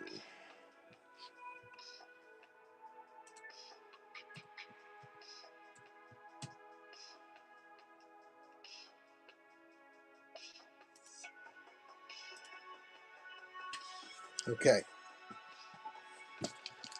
From 1945, this is book one of a two-book set. Book one of a two-book set. Okay, it's got some loss, ripping, tearing on the cover. It's pretty beat, but Andersen fairy tales still very easy to see. This book, for me, this book isn't about the cover. It's more about the illustrations and the book plates inside. I got them all bookmarked just to highlight them. Andersen's Fairy Tales, illustrated by Arthur Sizik. Very cool. But the illustrations are what are cool here.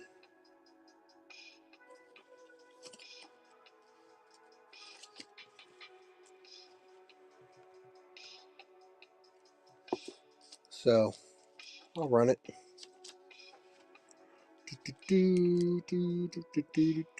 Beautiful illustrations.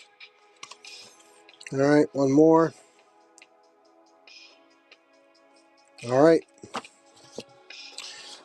Stories in this one. This is book one again. Plenty. I can't read them all. I can't read them all. There's some classics in there and some deep cuts. The Emperor's New Clothes. Very timely. All right, there it is. Hans Christian Andersen's Fairy Tales. Up and running.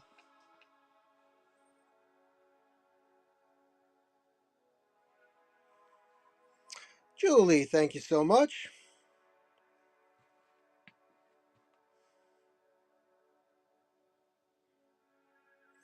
Excellent. Julie, first purchase here on the Cool and Common stream. That was easy. That was easy. We always push the easy button on the first purchase. Thank you so much. Greatly appreciated.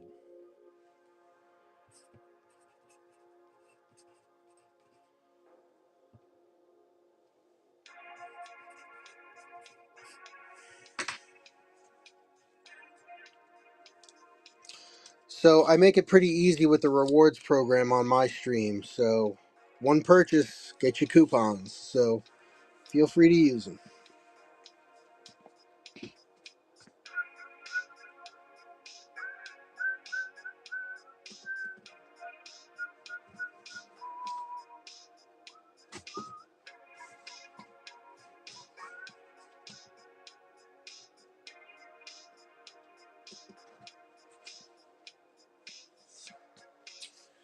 Hey, you know that Queen song, Scaramouche, Scaramouche?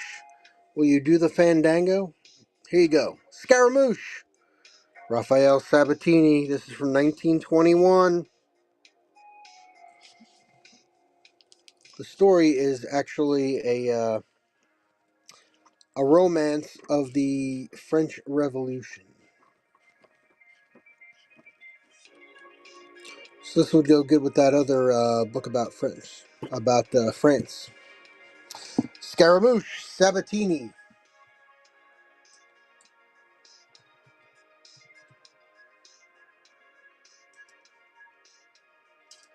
I got 12 on it.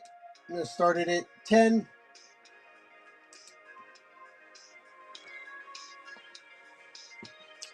What is it about? It's about 400 pages long. Oh!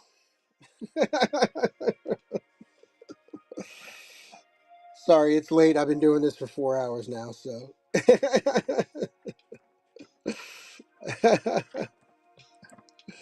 Yes, it is a romance about the French Revolution.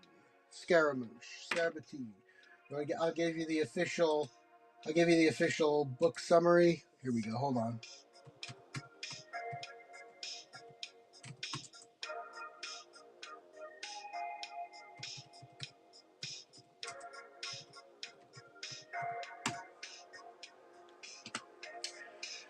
Scaramouche by Raphael Sabatini follows Andre Louis Moreau, a young lawyer in pre-revolutionary France who seeks to avenge his friend's murder by an aristocrat. Forced to flee after becoming a revolutionary voice, Moreau joins a Commedia dell'arte troupe, taking on the persona of the clever rogue Scaramouche. His adventures continue as he becomes a skilled swordsman and a politician, navigating treachery, romance, and family secrets amidst the burgeoning French Revolution. There you go.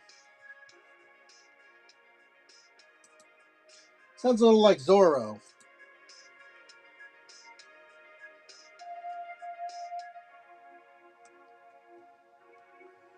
So let me run this one again. Yes, I think we do still have the Princess and the Pea book. Let me show it to you. All right, I'm going to run. Now that we know the enthralling story of Scaramouche, I'm going to run it one more time.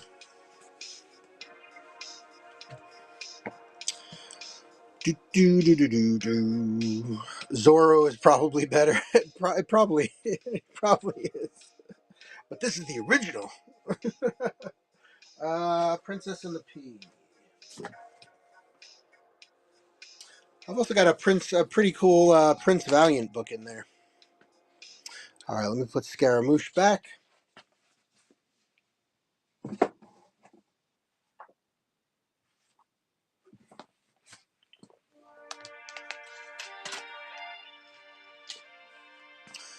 Here's a cute book, Princess and the Pea, Well-Loved Tales.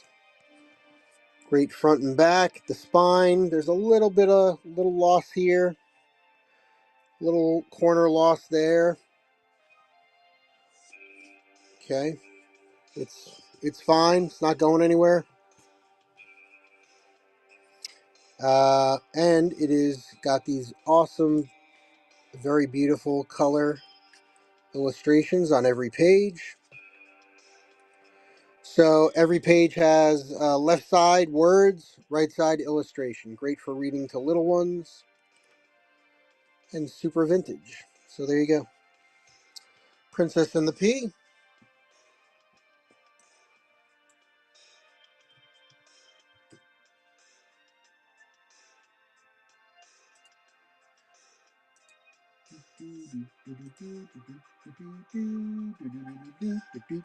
Up and running. Thank you, Julie. Appreciate it.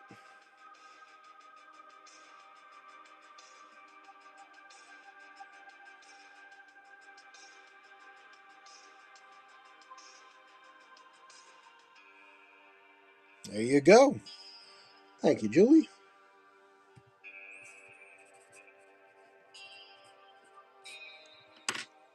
Enjoy that one.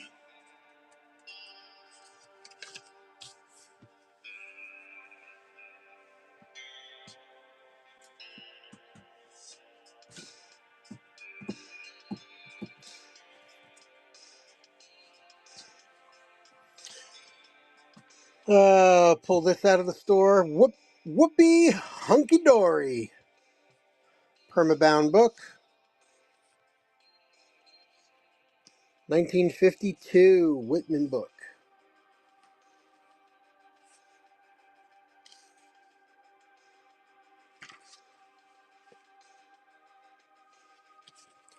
Very cute. Very colorful. A little bit of edge wear on the corners here. But the boards are in nice shape.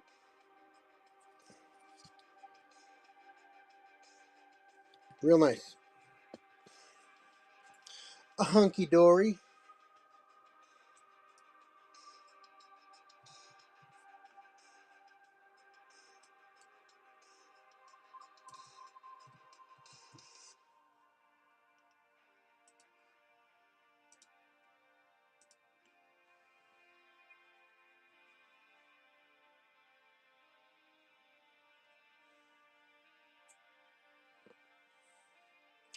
Old Long, good to see you. Bigwig, what's up?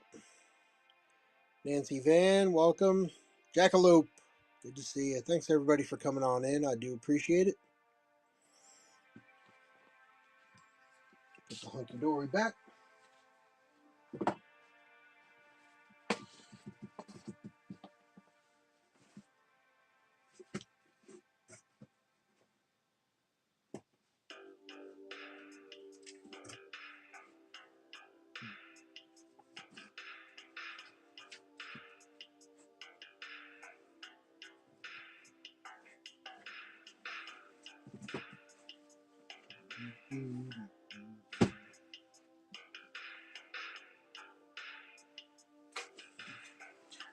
Oh, let me see here.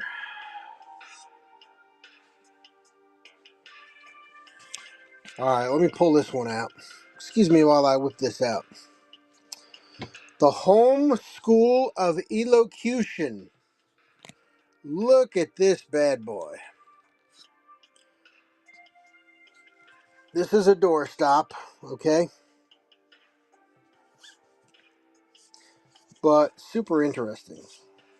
To me, anyway. Hopefully to you. All right, so we got separation.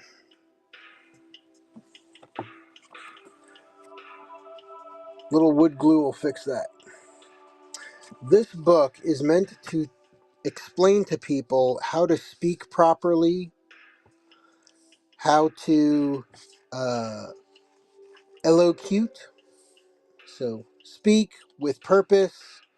There's a youth department that talks all about different scenarios, great orators and their orations. So there's a section that analyzes, at the time, great speeches, speeches of great warriors, miscellaneous. And it really talks about, it's crazy how detailed it gets into how to hold your mouth to make certain noises, to make certain sounds, lisping, stammering, uh, hand movements, just really interesting stuff. So it's got an issue with the cover, but I mean, you want to read a speech of Achilles talking to the envoys of Agamemnon? There you go. And more. All right. The Home School of Elocution.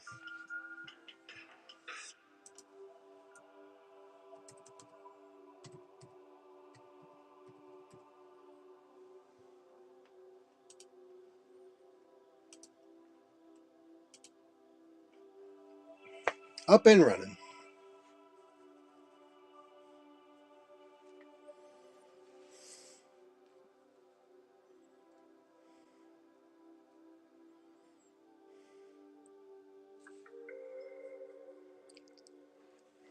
Down to the last few seconds.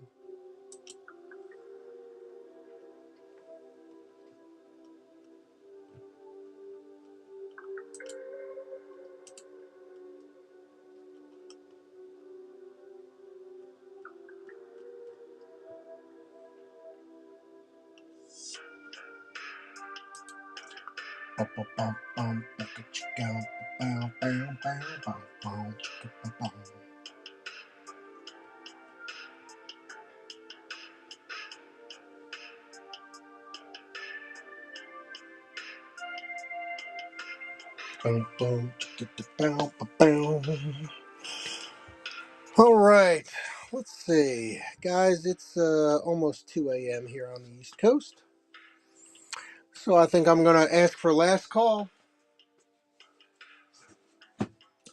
You don't gotta go home, but you can't stay here. Let me know if there's anything in the store you want to see. Let me give another slow pan over the books out here. If there's anything you want to see, let me know in the chat.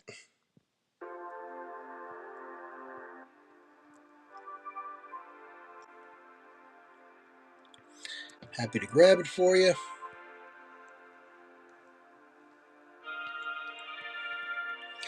The little bottom section there on the right is a bunch of the beatnik poems, some of the early 60s stuff. Yo, Jerry, what's shaking, buddy? Some more vintage stuff here on the left. Yeah, I started selling books and people keep buying them, so I can't go to sleep. So, yeah, I took the week off, man. I'm off, so I don't mind staying up a little bit extra here, have a little fun, talk some books. All right, guys.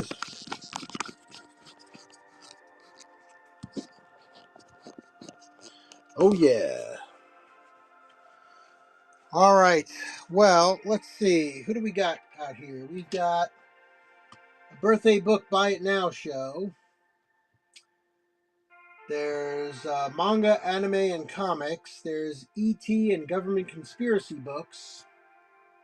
And that's it until, let's see, did the 1:30 show not run? He's not running yet. Yeah, the UFO conspiracy show didn't start. Well, I guess we could go to the buy it now. How much for Homer the Odyssey?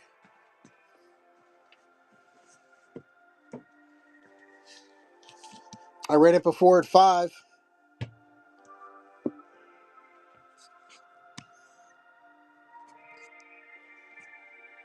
This is from my personal collection. I've had this since I was a kid. A little chip missing there.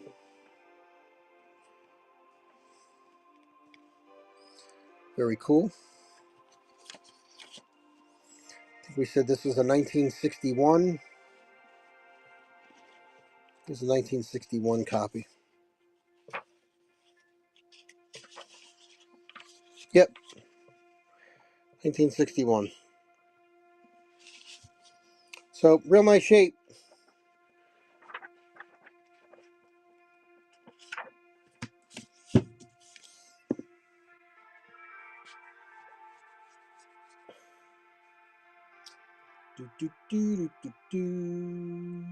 $5. 15 seconds. Up and running.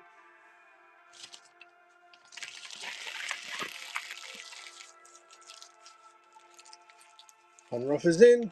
Oh, you're out, and then I pulled you in? Is that what happened? Is that what just happened? Unruff, thank you. First purchase. That was easy. That was easy. See how easy? I know, it's too easy, isn't it? I know. You're welcome. Always happy to get some books to good homes.